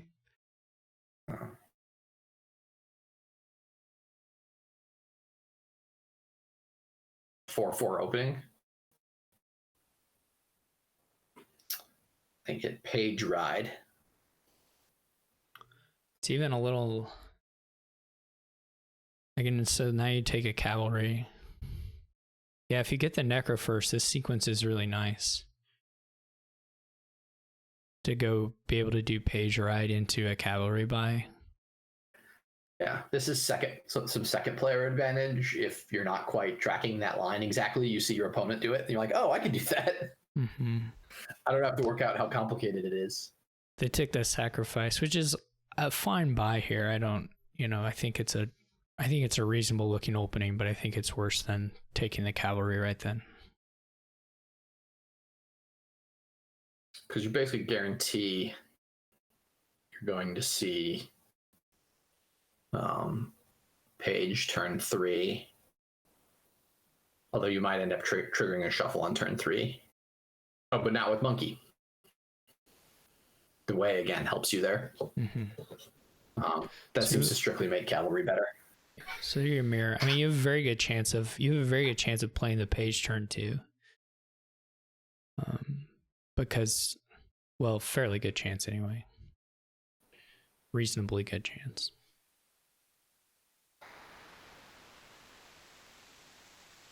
But you have 7 cards down there and you get to see 2. And if one of them is the Page or one of them is the horse, that makes the math a lot harder to compute. Yeah. I guess the horse is what makes it harder, but yeah, I mean, you actually have, I guess it's a little worse than that because you actually have 8 cards because the cavalry is in there. Yes, but anyway, there's some. Yeah. It's a good shuffle to trigger regardless because it's. Yeah. And if you draw the cavalry, then you're pretty happy to play the cavalry that turn too. Right. Gain the 2 horses. Yeah. I mean, it's just nice not to have the 4 coppers in there, the 4 coppers and whatever other shelter. Takes a villain. Yeah. Would have liked to see a replace before villain, but. Especially since you're happy to turn coppers into pages, I think. Mm-hmm. If you're going for champion, then having cavalries in your deck seems like pretty nice. Yeah, for sure. I mean, I would be getting cavalry a lot here to just move things around faster. Like here even seems like a good spot to buy the cavalry, see what you draw. Yeah, you would of course want to play the Necro in that case, but yeah. So they kind of indicated they wouldn't do it, but yeah, I would be hitting cavalries very hard throughout this game, because they'll be totally usable once you have a champion. And yeah, sacrificing the cavalry is also nice. If you have extra cavalries, you're okay sacrificing them to keep a turn going. Yeah, you wouldn't be like looking to do that, but it would be a thing you could definitely do if the shuffle forced you to, and you wouldn't be too upset about it.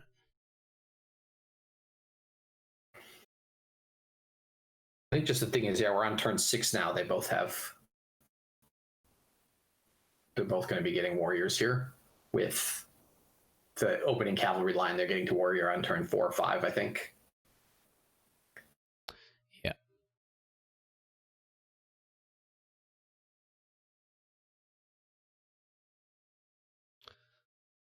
Do they both have a villain? Or does Minion Pawn have 2 villains? Minion Pawn has 2 villains.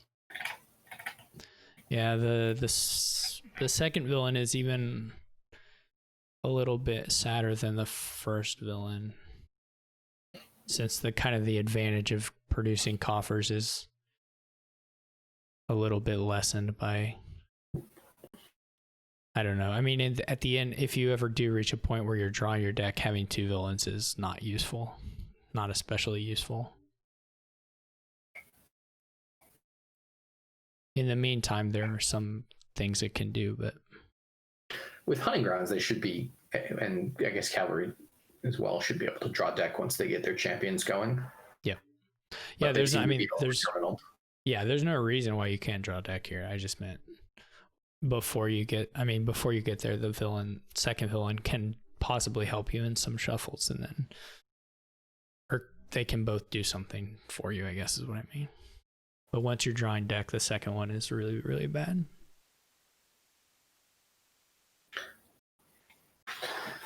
And a lot of these spots, again, Cavalry, when you have these hands like this,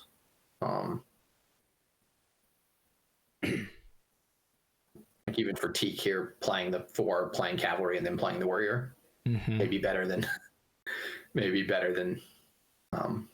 what they're doing. Yep, definitely.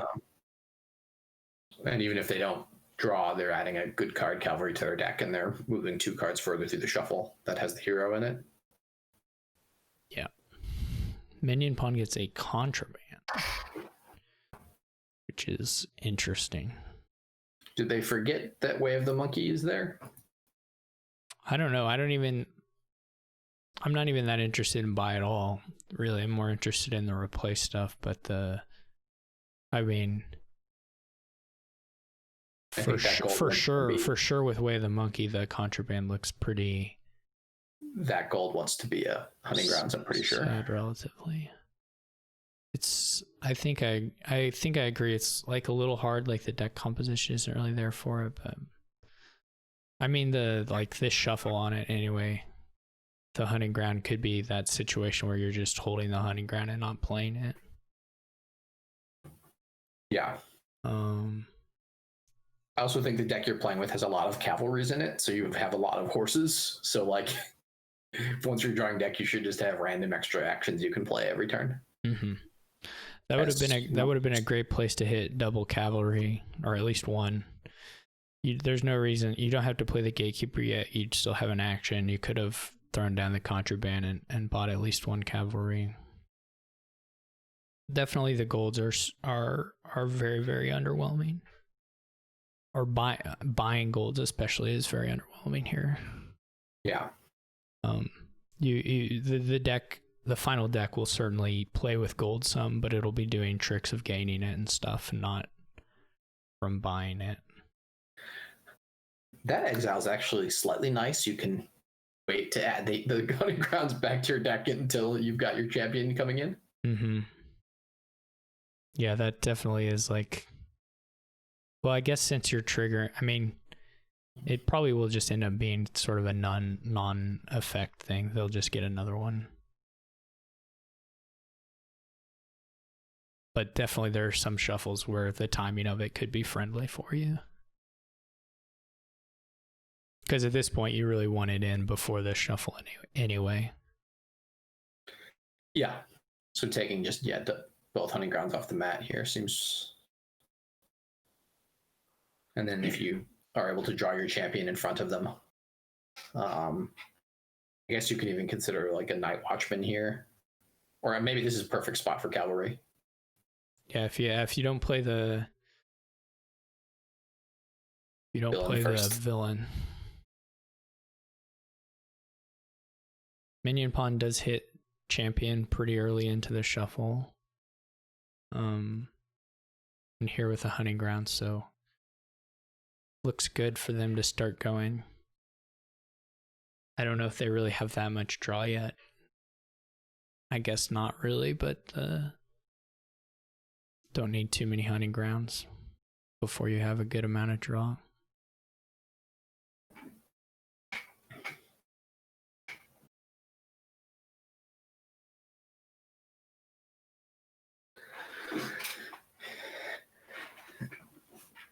Yeah, now that trigger is terrifying. Unless you do the cavalries, that trigger is super scary.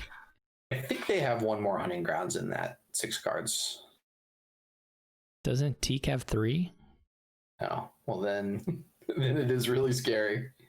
I think Teak has 3, but because Teak had one before the exile stuff happened, right? Okay, I was wrong. You're right. Again, that feels like it should have been some cavalries. The turn just continues on. You've got good cards. Mm-hmm. Right, you can get to the hunting ground, you can draw it, and you can play all the cavalries that you've bought. There's even some thought to like playing the contraband early in the turn, make your opponent think you dudded, and then buy a cavalry and play on.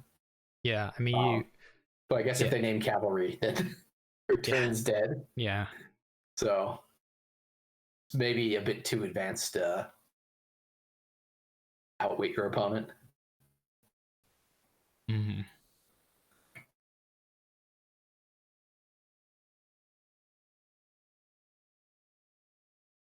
This was like clear play necro, play villain, or you don't even play villain yet, but necro, buy cavalry.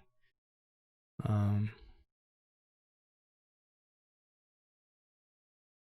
mean, at this point, we probably have to resign ourselves to cavalry not being bought ever. Just at all.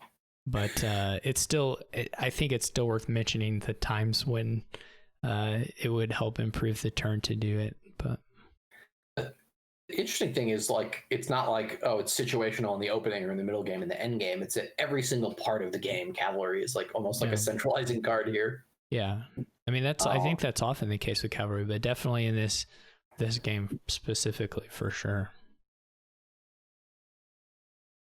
And Teak does not have the champion down yet, so unfortunately they drew both their hunting grounds before they found the champion.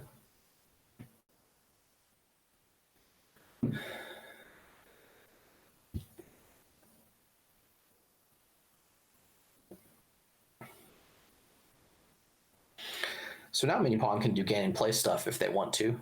Mm-hmm. If they don't play the contraband. Yeah, I bet the contraband name is not going to prevent the gain and play stuff. If I had to guess. And I don't even think if I was playing as Teak, I would name the cavalry now, because that would just get them thinking about the cavalry pile. Mm-hmm.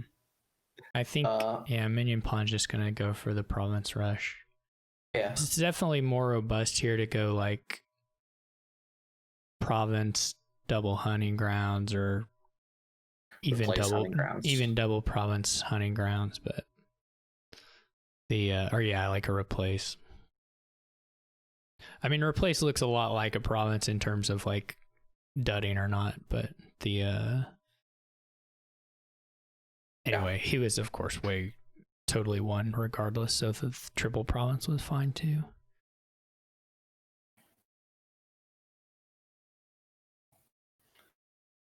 All right, we've got, this is definitely a big gap between the top and the next couple people that'll make it into the playoffs. Yeah. Teak just lost that game, so he's going to drop down to just 9. And still be in third place. With 9. This is really funny. There's still time. We just have two people. We just have 2 people cleaning up, and then just tons of people just like going 500 basically. Of like all different skill levels too. There's really top players like Tracer in there, and there's just like a tons of people who are 50-50, and it's just whoever has played more games at this point between that's cluster of people.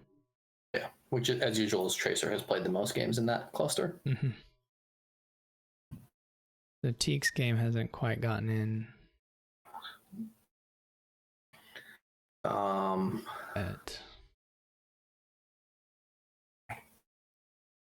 I right that RTT is trying to jump in now? And it seems so. Maybe they can play. I think their odds of getting to the. They just got to win 1 in 10 minutes and then win a second. They have all the time they need. If nobody else catches up, sometimes there's late drama. Yeah, maybe someone will drop out. We can watch RTT play.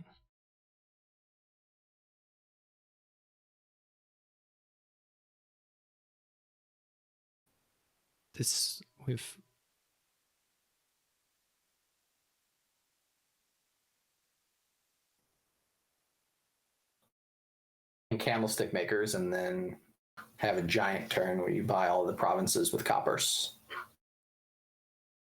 Maybe that's too slow.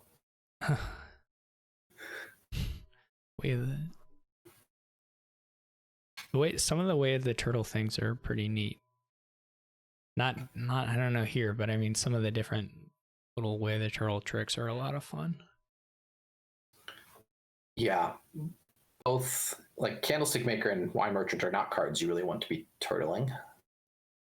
But maybe like Bandit Camp is a card that you want to turtle. It would be funny to try and turtle up like to 32 or something. Or not 32, but maybe close to 32. And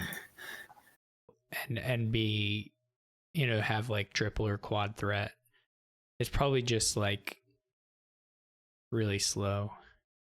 Because Beggar's only giving you 3 coins. Yeah, you need like it would just have to be some mix of Beggar and like maybe some Wine Merchant.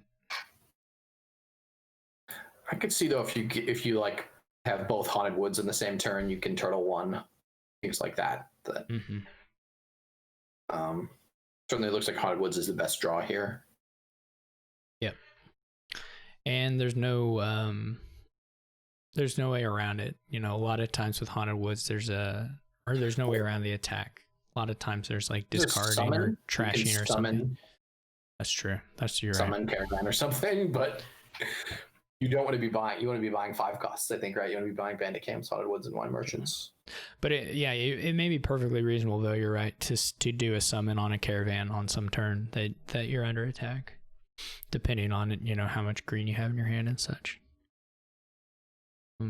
That could easily come up.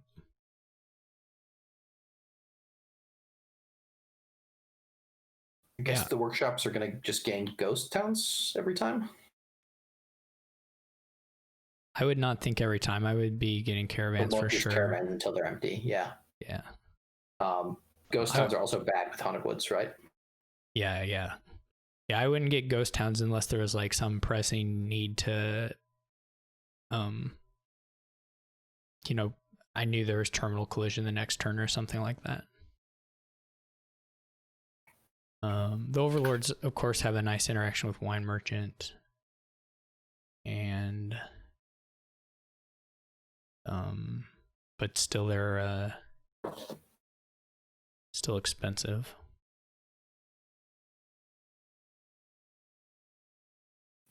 The last time I played a game that had the Overlord Wine Merchant thing, I just was like completely oblivious to the fact that you could, for like half the game before I remembered the new workings of Overlord, that you can, you know, play the Wine Merchant and you don't have to worry about repaying or saving $2. Yeah, it also works really nice with Farmer's Market. Yeah. That is an infinite VP situation there. Yeah. There are a lot of things that benefit from the play this, leaving it there, whatever it is, whatever the wording is. The leaving it there clause. Yeah. The acting troop as well. Mm-hmm. Like experiment, encampment, that kind of stuff.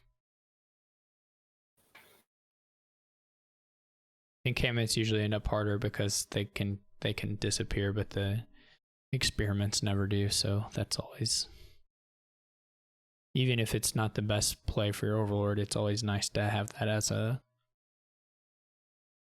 fallback, you know, at worst lab is pretty nice.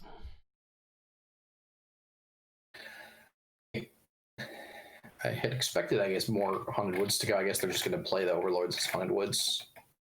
But it's just going to make these decks feel a lot worse. Minion Pawn really just hitting the Overlord pile very hard, which is, I guess, mostly what RTT's done as well, but looks like a deck we've already seen them build once today. So I think here it's maybe, I mean, you're alternating, I guess, Overlords as Bandit Camps. Play one as a Bandit Camp, play the other as Haunted Woods. Mm-hmm. Woods, you're fairly likely to keep your Haunted Woods attack in play every turn for the rest of the game. Yeah. No, that should be easy to keep attacking for sure. Didn't have 5, otherwise that would have been probably a nice place to summon because it did have the ghost town in hand. Yeah. You can just here. I would do this. I would just pay off debt and pass after playing Haunted Woods. Yeah, I was thinking they could workshop for a caravan, but it's probably better to get a Haunted Woods in play for next turn.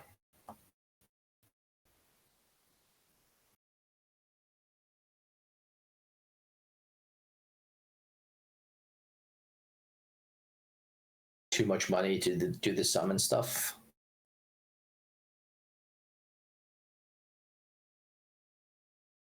Nope, they're just going to double summon. I think that looks pretty good.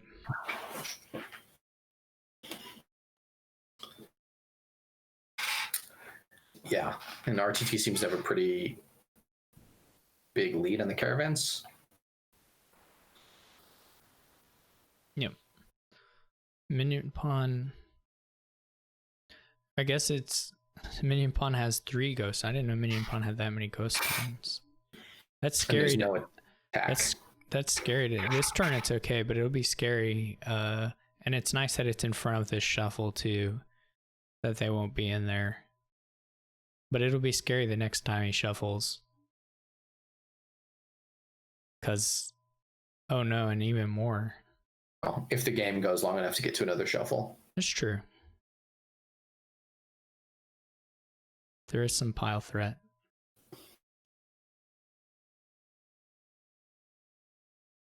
I think I think the deck will shuffle though. I guess maybe not. Assume this will be a Haunted Woods, yeah. And just Province. It's a little bit scary to lower there as RTT, I think. To lower the ghost towns. Win in hand? No.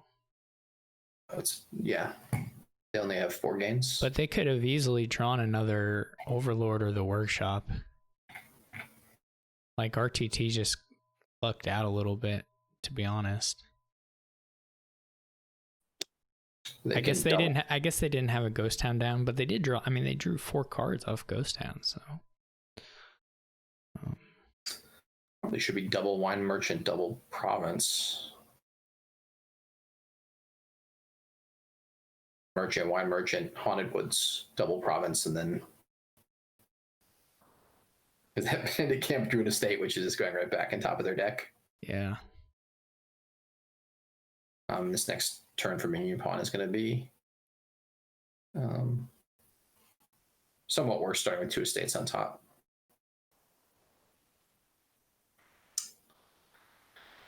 So RTT needs to at least get a province here. Maybe consider doubling. With knowing that Minion Pawn has a tough turn coming up. RTT really lucked out to not have gotten punished by that Ghost Town gain. I think. Maybe not. I mean, I guess the decks are all just sort of big. Our Minion Pawn does hit Province here, which is... I would consider going double Haunted Woods. That does leave out 2 Overlords. I guess, yeah, you could do that. The scary thing is, I mean, even with drawing 6 cards, your next turn could be not that good. That's what they go with. Yeah. If you can't get a single province even next turn, then... That's true. I guess, yeah, it's a single province with 5 cards or a double province with 11.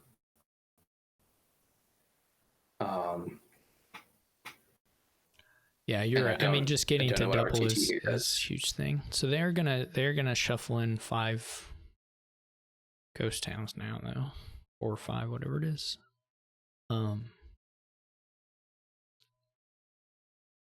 Yeah, which are now just actively bad cards.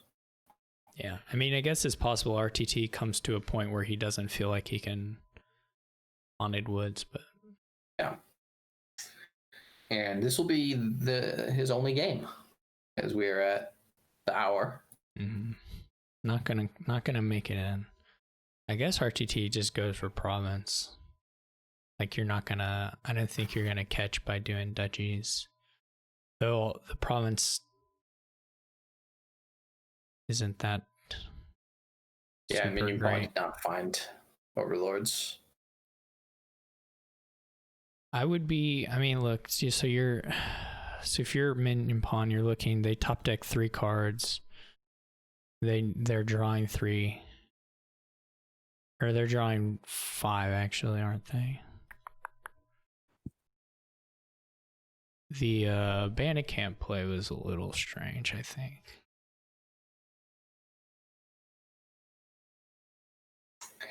I mean, I guess they're just, yeah, they know their next turn is not going to be good, but RTT's probably not going to have a great next turn either. Mm-hmm. Well, they have 5. They're drawing 5 at their start of their turn, so yeah, I'm not quite sure what you do here. Yeah, it is a little scary. They're just going to top deck all 5 of those cards, and their next turn is going to be one other card. Yeah, I think 10 at most, but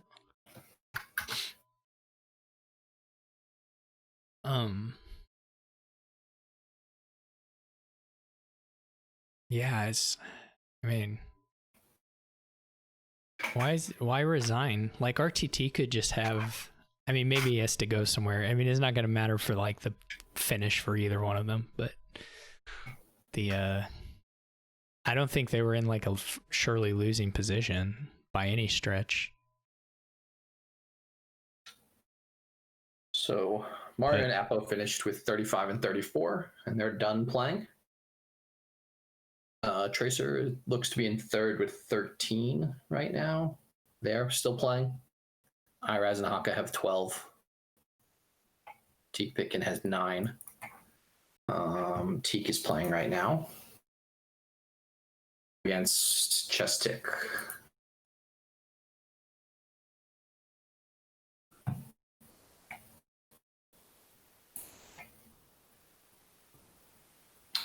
Tracer is playing Haka, and Haka's 1 point behind Tracer, so that game will, winner of that game will definitely be in the semis.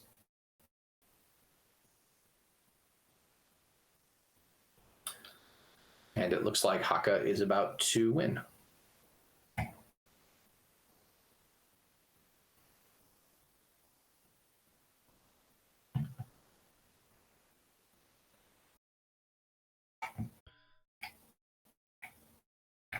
I'm in the Teak chess stick game. Maybe that doesn't matter now. No, it could still matter.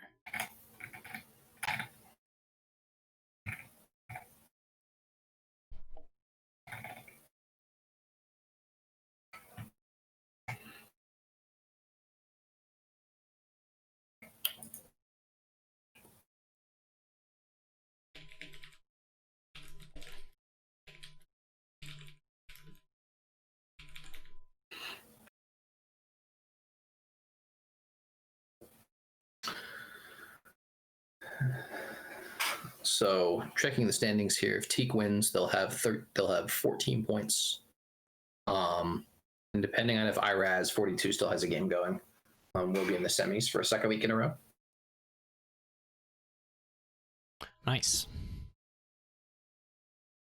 I don't actually see Iraz 42 being logged on right now. Okay.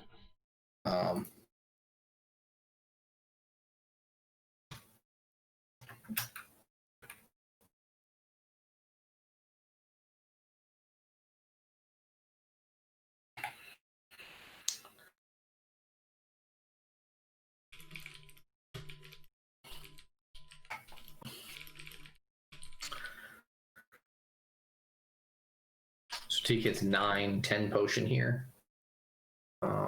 I imagine they're going to get Province Apothecary. I could believe Golem, Margrave, or something like that. It's nice to get the Margrave attack in, even against a deck with Golems. I don't know how big their discard pile is. You could even consider marching the Margrave. March with Golem and Margrave can do. March with Golem 2 can do lots of stuff. But it can also trigger really bad shuffles. So you just have to be pretty careful about that. Even with the Apothecaries, I'm surprised that no one bought a Silk Merchant. Sorry, a Spice Merchant.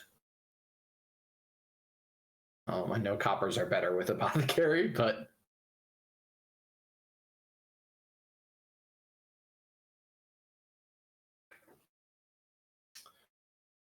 Sequent Golem and gold.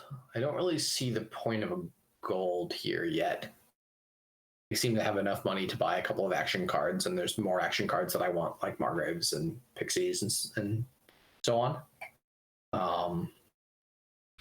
Even like Golem, Messenger Pixie or something seems worthwhile. Chestic has a similar decision to make. I would, as them, strongly consider their Golem March. Not knowing exactly how many actions they have in their discard pile. Especially if you, well, they'd already played their Messenger, I guess. If you can hit your Messenger after Golem March, you add +buy back up and you can continue doing stuff on that turn.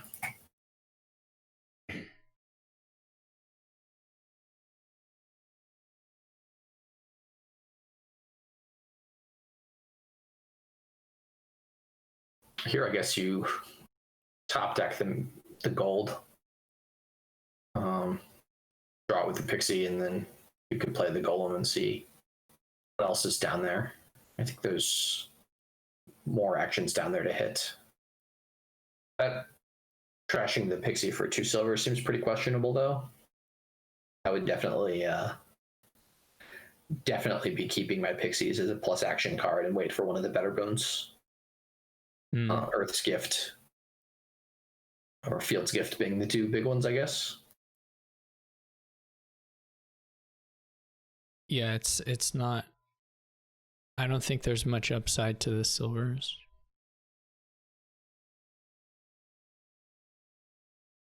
And I would definitely be trashing coppers still. You can march Messenger. I think probably you want to march a Messenger here.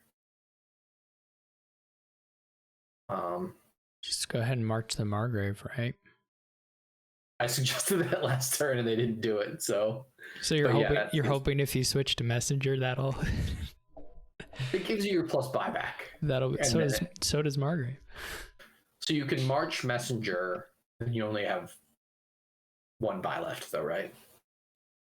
Yeah. So March Margrave does seem better. You definitely want more +buys in this kingdom with.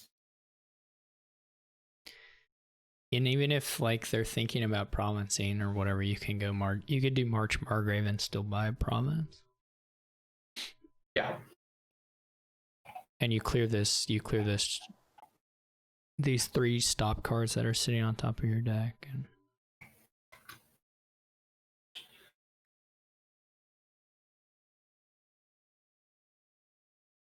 this is going to be a case, like if they buy the Margrave as well, this would be a case of where the March was like, yeah, like you could have done those same buys and played a Margrave.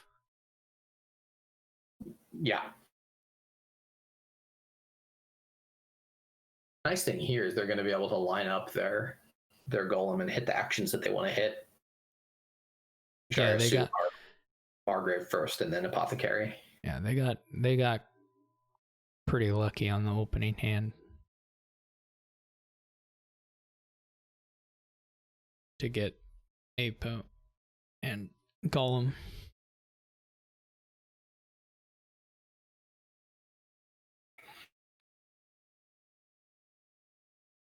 So yeah, it looks like we're solidly at Mario, Apo, and Haka at 1, 2, and 3.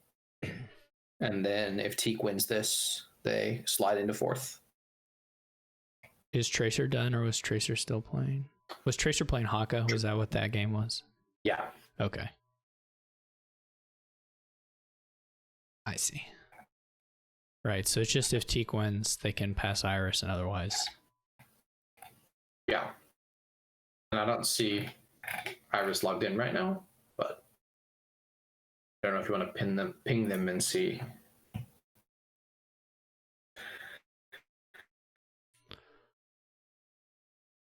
I'll just wait and see how this one goes a little bit more.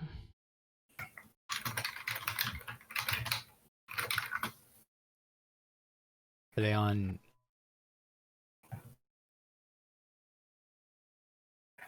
They're still online on Discord, so I think they're still up there. They're in chat. Okay. Cool. So they're doing what they should be doing, which is seeing if they're playing, if they're going to be playing in the semis, which it seems like Chestic has a little bit of an edge here, certainly. Yeah, definitely. And they don't have as much money, so the gain and play stuff, and they've already got the attack ins. The gain and play stuff not as appetizing. I would be okay with them now, even adding a little bit more payload.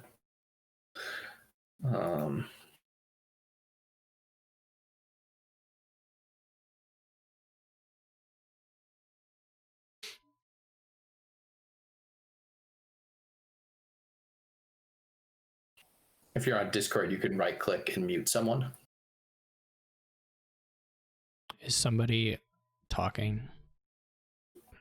I think you deafened them, but I can still hear them. I had muted them just personal when they joined the channel with their mic on. Yeah. I didn't hear anything. I just premature.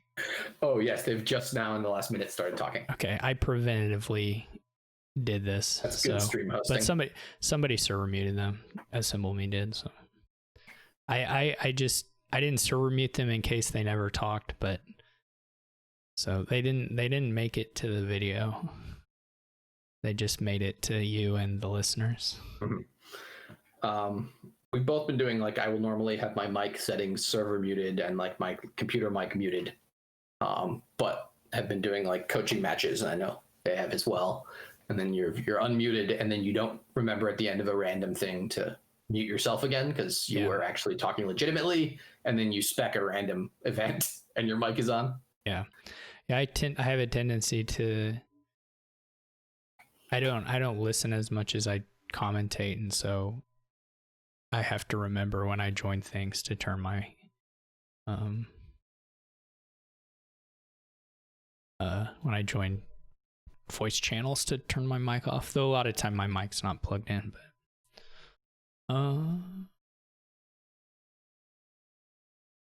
they didn't use the message. Do they know that they have? Okay, they know there's a golem on top of there. Okay, so that's reasonable to not discard with the messenger if you know there's a golem up there. Yeah, so the 2-province line is interesting. They have more money than Chestic does, so there's certainly something to be said for reading now, thinking that Chestic can't double, and if Chestic gets a single province, I guess Chestic doesn't need to double here anyways. They just need to get 1 province, and then they're ahead. Yeah, and Teak can't double. Yeah, as long as Chestic adds the money to threaten double this turn on top of gaining province, they're still in a fine position. And they have a pretty substantial action density here, so they're not really worried about things. Although with Apothecary, they can also potentially seed their shuffle. Mm-hmm. Yeah, like Chestic just needs to make sure they get to like $14 or something, so they can do province gold, something like that, and have the threat for the next turn.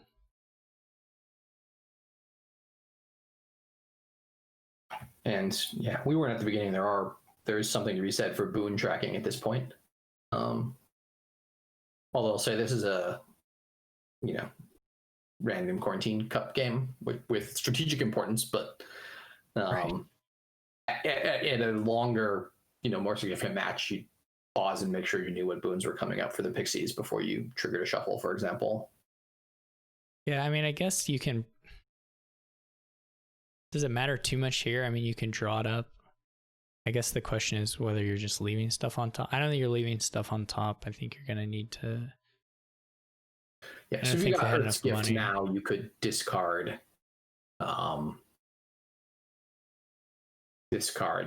Right. Faithful Hound, Apothecary, and then draw one with the second Pixie or something, and potentially leave yourself with the Apothecary on top.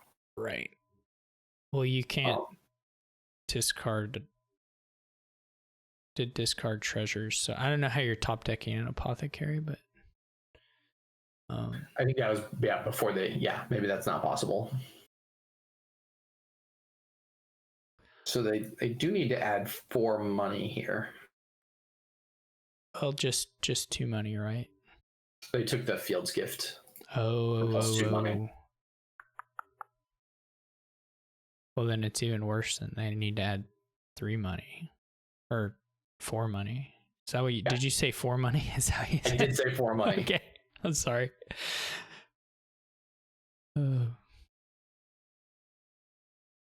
Yeah, right. So now they can't. They would have to get copper. Now they can't double unless they get money from the Pixie.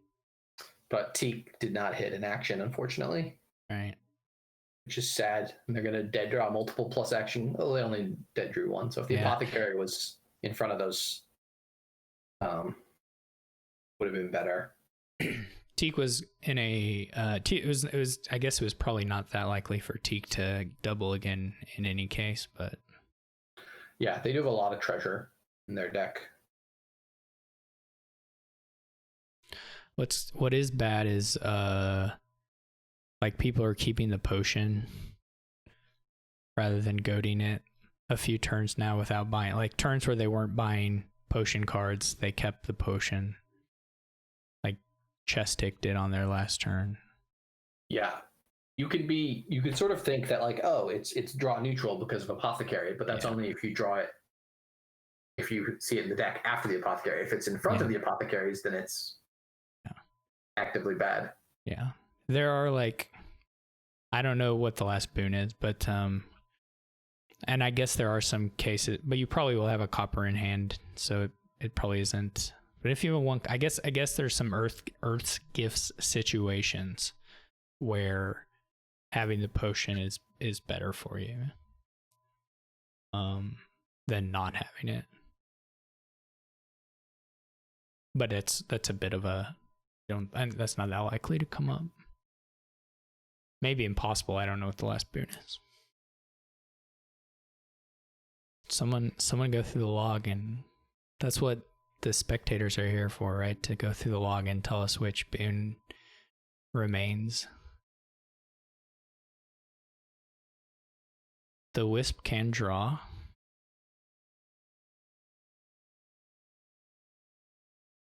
So you draw like Golden Goat and then leave Apothecary on top.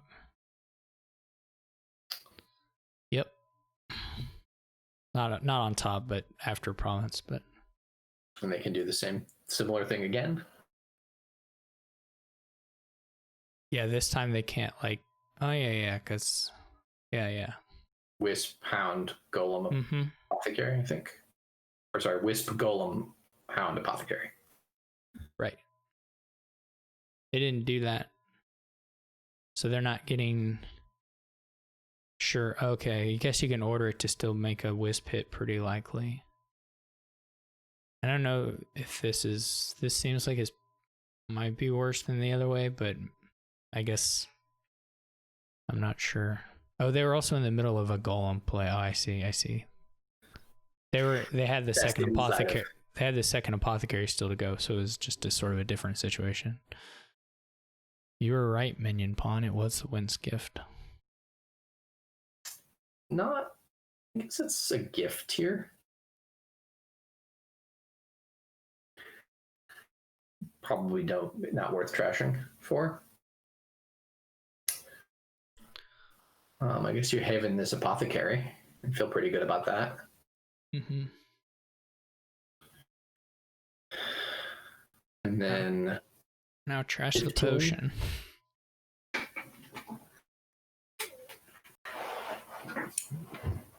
Trash the Unless potion. They're gonna go Province Golem. Yeah, I mean, if you do Province Golem, then you need to like buy a copper, which I guess you could. I mean, I guess there's some worlds where Golem copper is better than gold at this point. I could believe that anyway.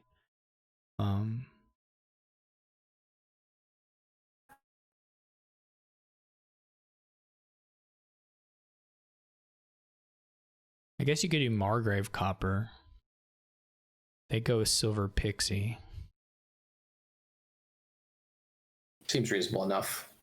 I still think at the beginning of this game I would have wanted to open Spice Merchant over Potion. As like Teak's deck still has an estate in it on turn 15. Yeah.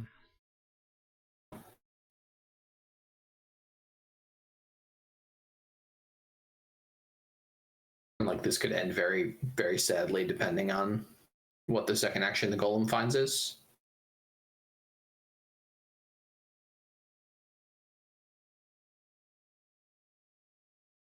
Yeah, that's just that the deck of it is at this point, though. Yeah. They're not going to have the control or the...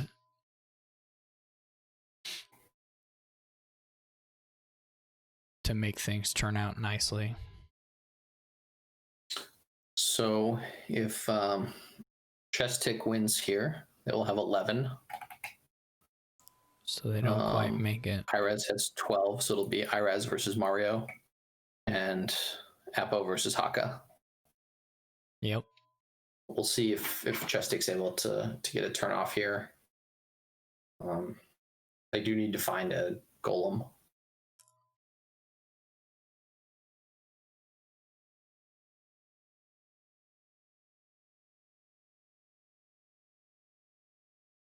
Marching a Golem to try and get their Margrave played. Interesting.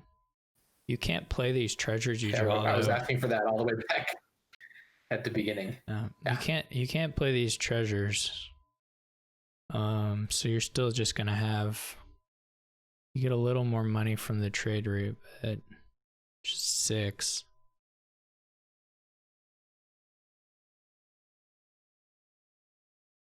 Doesn't take a duchy. I was gonna say, I think you take a duchy, don't you? I think they thought they were clicking end actions. He didn't. He just. Whoa. You're ready for drama, KC. All caps. All caps. Wow. There was some drama this morning making one of the matches. Oh, I missed it. Someone asked for an undo and said, "Come on, be nice." Whose match was it? No, I don't recall the player out, but okay, right. We won't make it onto YouTube. Once you, I mean, the people who watch my YouTube are probably people already aware of it, but essentially they said like, "Oh, come on, be nice, let me undo," and it's like, well, I'm less likely to let you undo now that you said that to me. Yeah, that's certain. That's not. It was in the realm of masterful persuasion, I guess. It was in the realm of they had like one card left in their deck, which they had gained. That it was in the realm of they had gained and played something, and they played the order wrong, but they deterministically could have proven that they knew what the card was. Sure. But they played something to reveal it first, and then wanted to change it back again, and it's a pretty gray area. Was it a league match? Was it a championship match? What was it? It was a championship match. Oh. That's good. People will know what it is now. Exciting. All right, I don't think it mattered, but KHZ was pretty incensed about it. Game 8. I don't think it was game 8. No, they were doing a best of 9 in that match. They decided to add more games. Oh. In the Quarantine Cup, we basically just allow all undos. In any match involving me, my end of it anyway. Best of 11. That was the worst day of my life. Assemble me.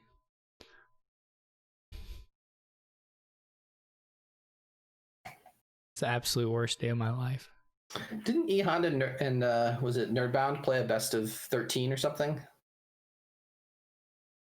I don't know. Oh, no, that was just a 6-game match. No, it was just a 6-game match. But they just played a really, really long match. But yeah, the entire Quarantine Cup and finals occurred during their match. Our match, Steph, in 2012. This looks like double province here.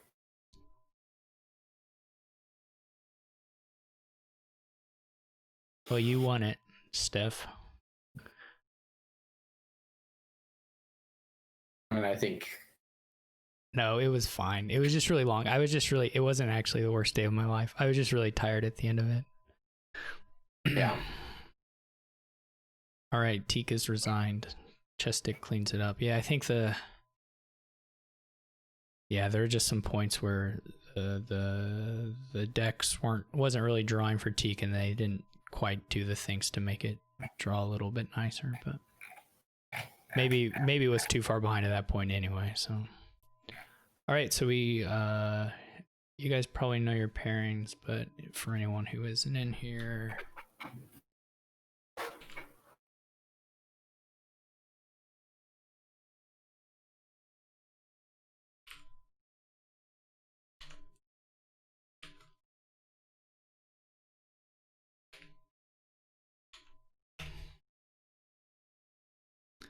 now we just get to find who started first. Mario and Iris are at the same table, so that's looks likely to start first. I don't know. Iris hasn't sat in the seat yet, but they're there.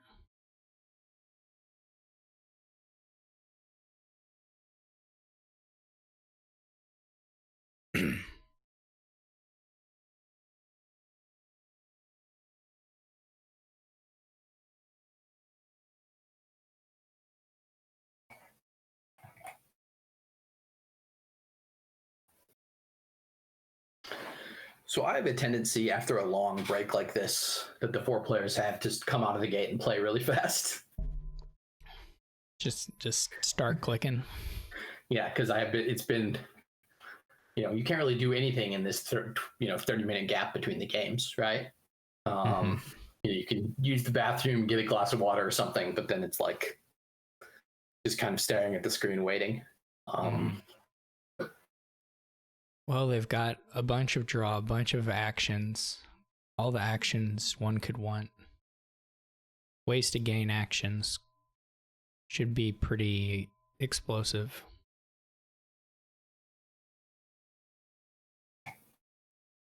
Yeah, Forager Masquerade, maybe?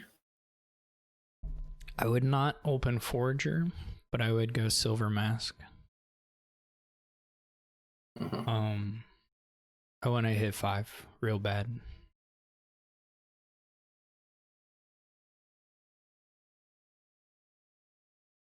And then first 5 is Wharf Academy. Depends on when you hit it. But yeah, I think you probably just go ahead and take an Academy on the shuffle. You could do Wharf too, though. I don't feel real strongly between the two of those. And there's definitely some looking board where if you get a little bit ahead, you can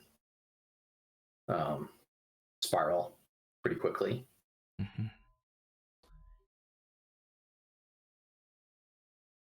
So Mario are going to hit 5 next turn. Yep.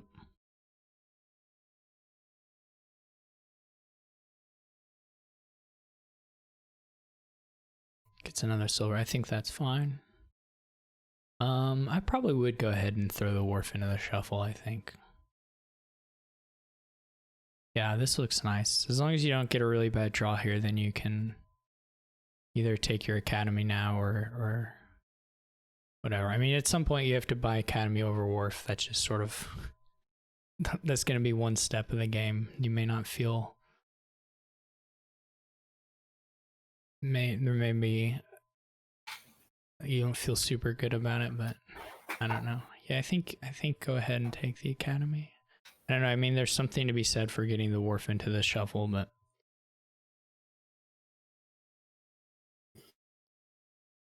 yeah, you're gonna draw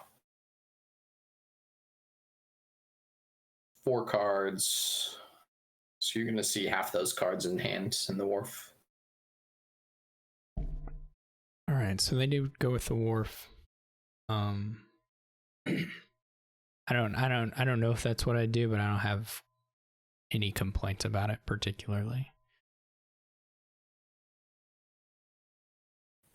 I mean, I guess with the academy, you have the villager, but you have no action to draw dead. With the wharf, you have an action to draw dead, and no villager. Yeah, it's this. I guess at some point I want to get a kiln, try to kiln wharves. I think definitely Mario can get academy this turn, and potentially, depending on what they draw, they could even get like academy forager or something. Doesn't look like they'll have enough. I guess there's always hope, Steph, but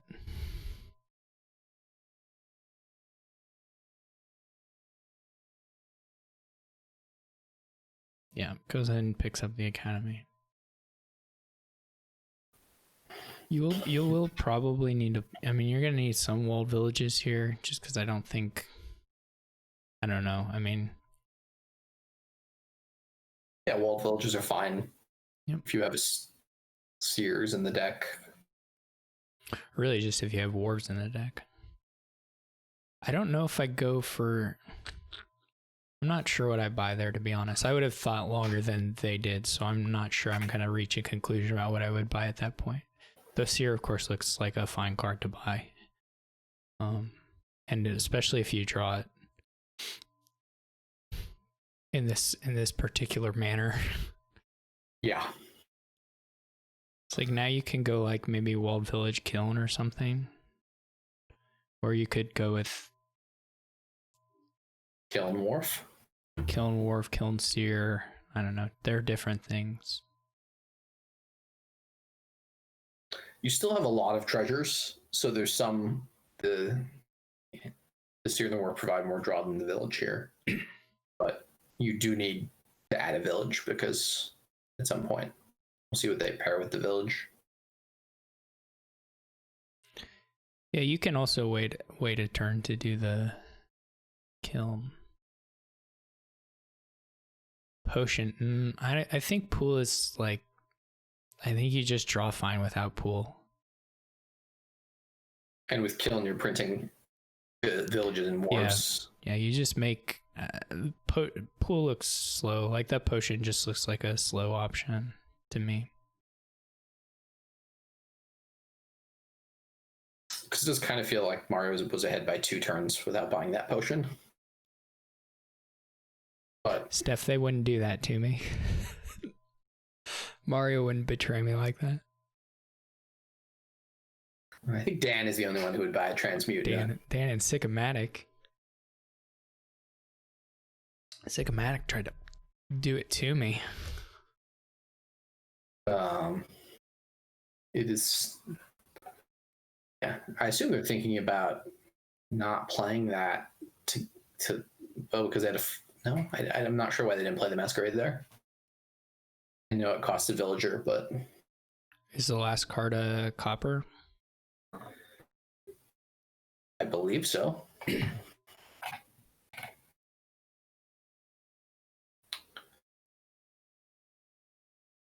This is kind of awkward for Iris not have the village.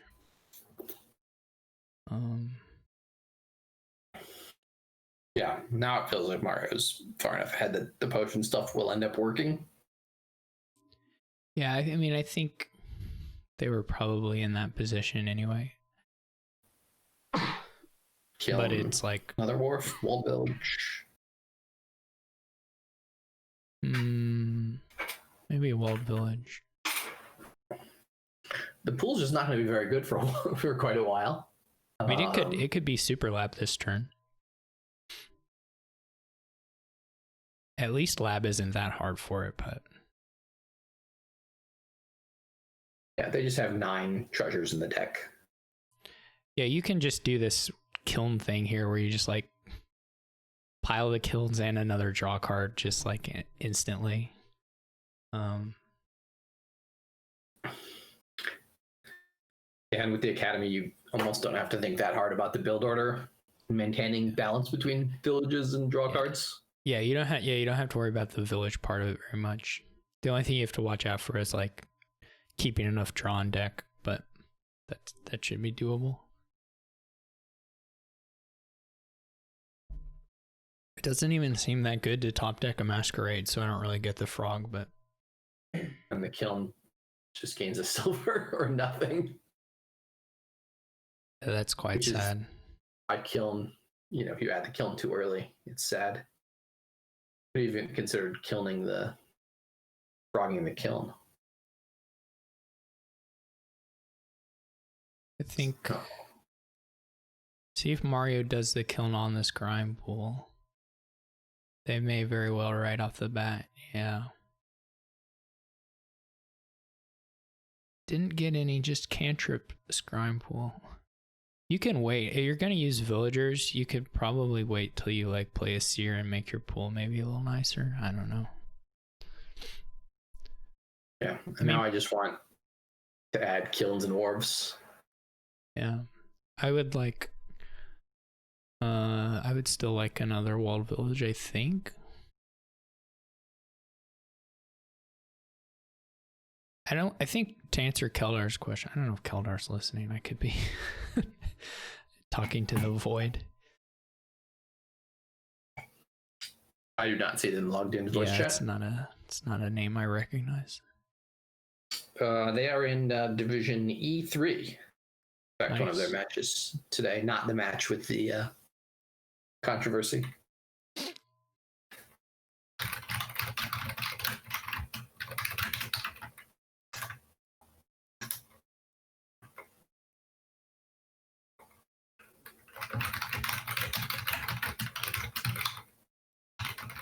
I mean, to answer the question anyway, even if they're not hearing it, I think the scrying pool is fine, but not like the best thing. And so like if the game were a little closer, it might have cost Mario some tempo that he couldn't afford to lose. But given the state of the decks, I'm sure they'll be okay.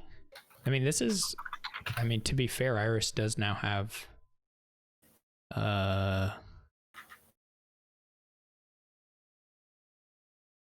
Yeah, a lot of money, or a decent amount of money. and their deck is thinner.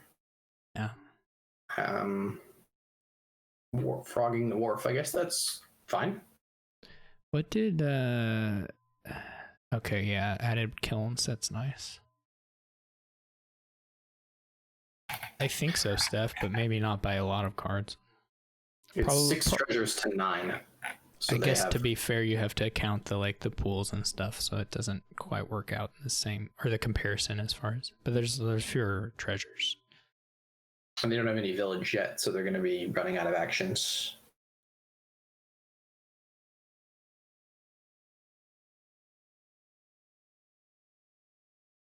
See if one of these pools draws a card. Both of them dropped. Now we're running the kiln trains, which are hilarious. This is my favorite thing to do with kiln. I wish you could do it more often. Yeah, and if you can draw around, you can do it again this turn. Yep. Which should be doable.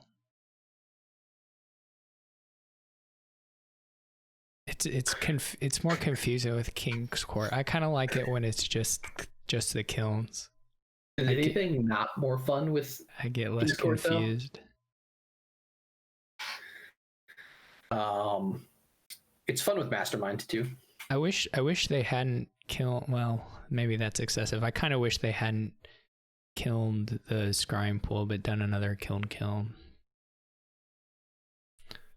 But yeah. So this feels pretty far ahead for Mario. Yeah. You get to frog pools. Going ahead and greening, I guess just a little nervous. Doesn't really need to be, but just there are some situations where that's helpful. T-mute. Steph's ready. All right, it's in the deck. Spec chat. It doesn't count now. It's too late. It doesn't count. It's just like buying a pirate ship at the end of the game to mess with the stats. It's like the end of a basketball game when there's 4 seconds left and they just throw the ball up as high as they can in the air. Mm-hmm. I don't know. So yeah, so Iraz went for the Forger instead of the silver stuff, and wasn't able to hit 5 the first shuffle, which is a lot harder to do with the Forger than the silver. And Mario hit 5 turn 4 and was able to quickly spiral it out of control, I think. Yeah, I mean, I don't know. Mass Silver just to me looks. I mean, if you can stack the deck, probably you can win with the Forger, but I'm not even sure.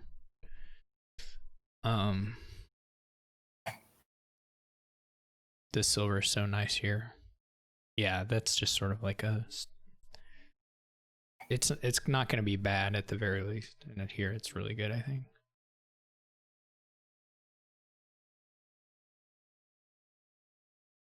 Mass Silver is one of those classic things that people have been opening with just for eternity, and it'll just always be good.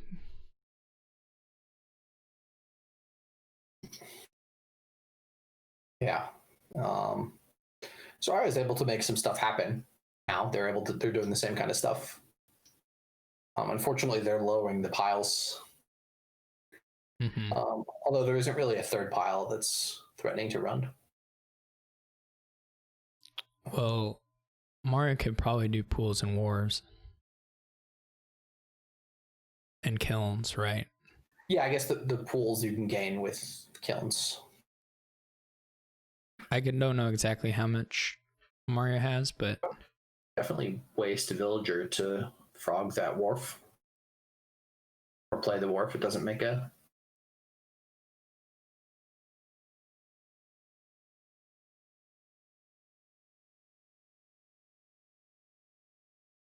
Well, if you want the duration draw. Yeah. And definitely also needs a village again. Mario can maybe do Wharves, Kiln, and Grind Pool, and then use the Transmute to get the Duchy for the points. The chat will go crazy if that happens. We'll see what this does.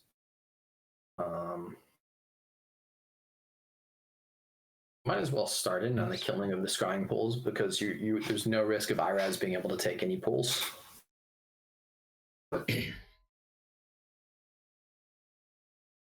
Without having a potion.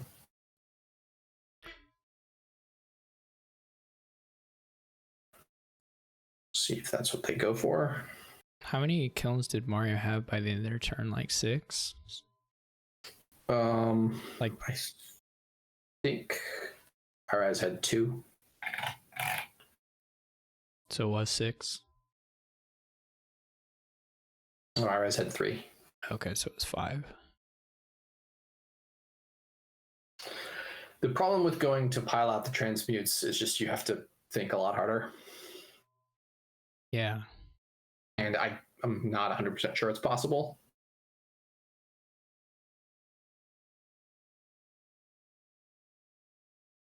But getting the wharves seems pretty easy here. I think, yeah, kill and wharf by wharf state, or I mean, I guess at this point you have to use the transmute to win. No. Let the chat be happy. Oh, just I see. I thought that you meant like literally has it. Yeah, right. It would be wrong. Ha! Take that transmute. Didn't even get played. All right, we can check up on. Are Apo and Haka already done? It does appear that they finished. They were still playing a minute ago. Oh, okay. Haka won. All right, Haka Mario. Mario finished 7-0. Very nice. Haka finished 4-1.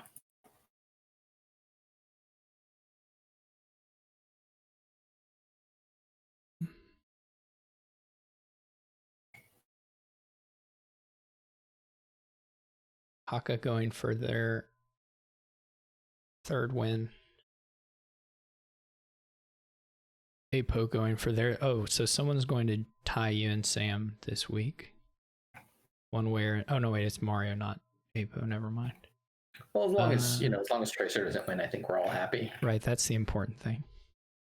Certainly.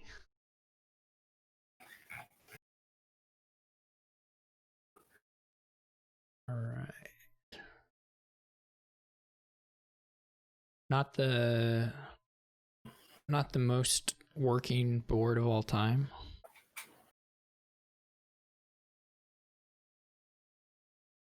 Yeah. Kind of probably familiar-y. In theory, all the pieces are here. Right. But they're not really going to work. Yeah. So do the fortune. This is a classic. The fortune potion familiar. These things used to happen more when there weren't 300 cards, but do the potion fortune teller flip their potion.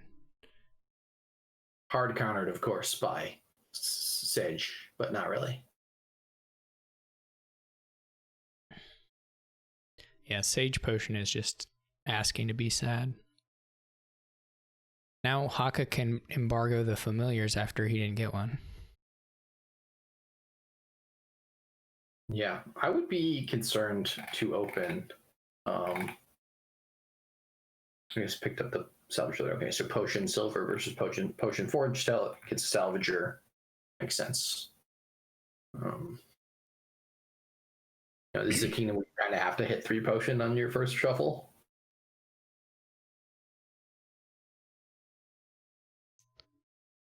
Now sages are, for Mario at least, a little bit nicer.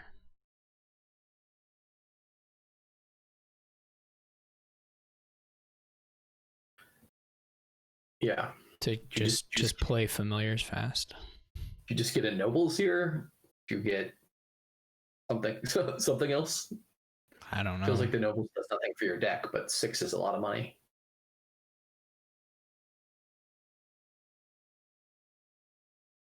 And these are just the sad turns of shelters and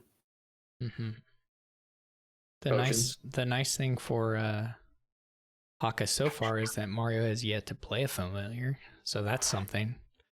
Yeah. For having bought one, it still hasn't made an appearance. But you can't even embargo it now. There's not really a good pile seemingly to embargo. Yeah, I was thinking about that Apo, and it's not clear to me. They went for it and they got the draw, so lucky Mario.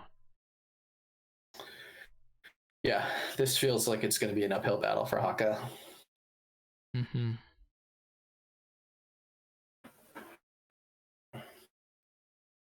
Definitely. Yeah, now Mario with the awkward 6. Just jumping in. Puts a nobles on top. It's that classic fortune teller. Yeah, unfortunately the nobles is just a smithy at this point. Yeah. Well, it's gonna nothing for you. And you really can't play it. You really, really can't play it. Yeah. Oof. Let's get a sage. Yeah, I think so. You could do salvage, or do they already have a salvager? You could do, I mean, you could do fair, but I think you go ahead and do sage. You're not going to do advisor at this point, Apo, or I wouldn't. I would not have done advisor at this point trying to play the familiars. Later on, maybe, but...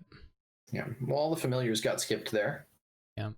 So we get a fresh shuffle. It's the power of the fortune teller. Catacombs is a bit weird. I don't think that makes a lot of sense.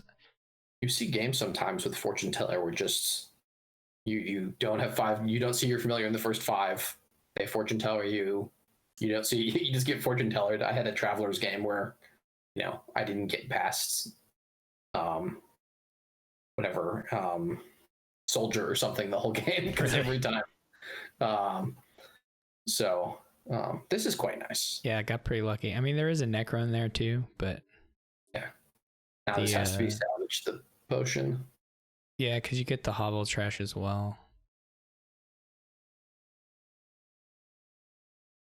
When you buy nobles here.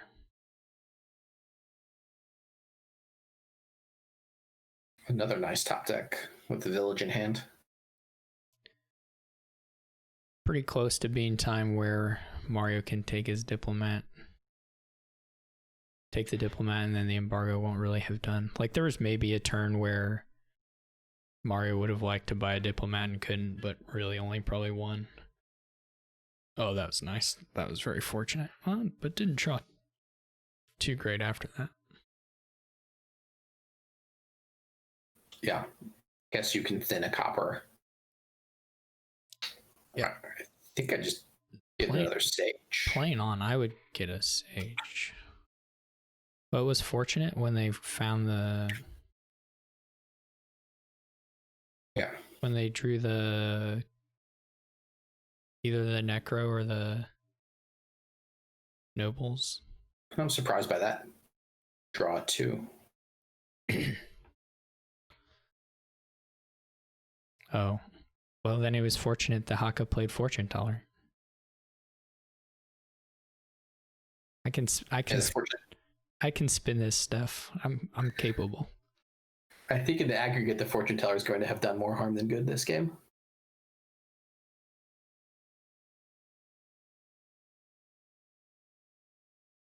The advisors are really weird in this deck.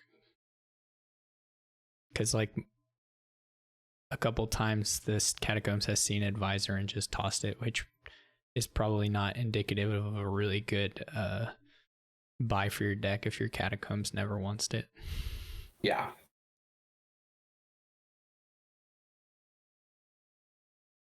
I still would like to see more trashing, but...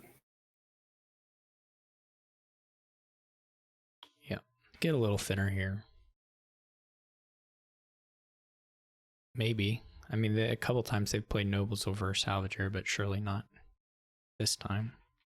It seems like Mario's far enough ahead that they should prioritize the trashing and getting, once they have good deck control, do pretty much whatever they want. That was also really strange. I don't know why they just didn't buy a diplomat there and have a clean. I can kind of see it. I mean, it's nice to have the coppers leave, but the draw was certainly not fortunate. It's not a big deal if the sage misses, and then it's kind of nice to have the coppers that were sitting there out. But and I guess a curse is worse, but at some point you can probably salvage these familiars. Yeah. Unfortunately, Salvager doesn't have the text of Apprentice. Mm-hmm.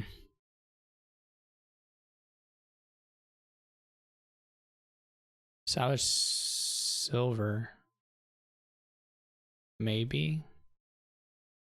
Just salvage copper by nobles. Haka saves us the trouble.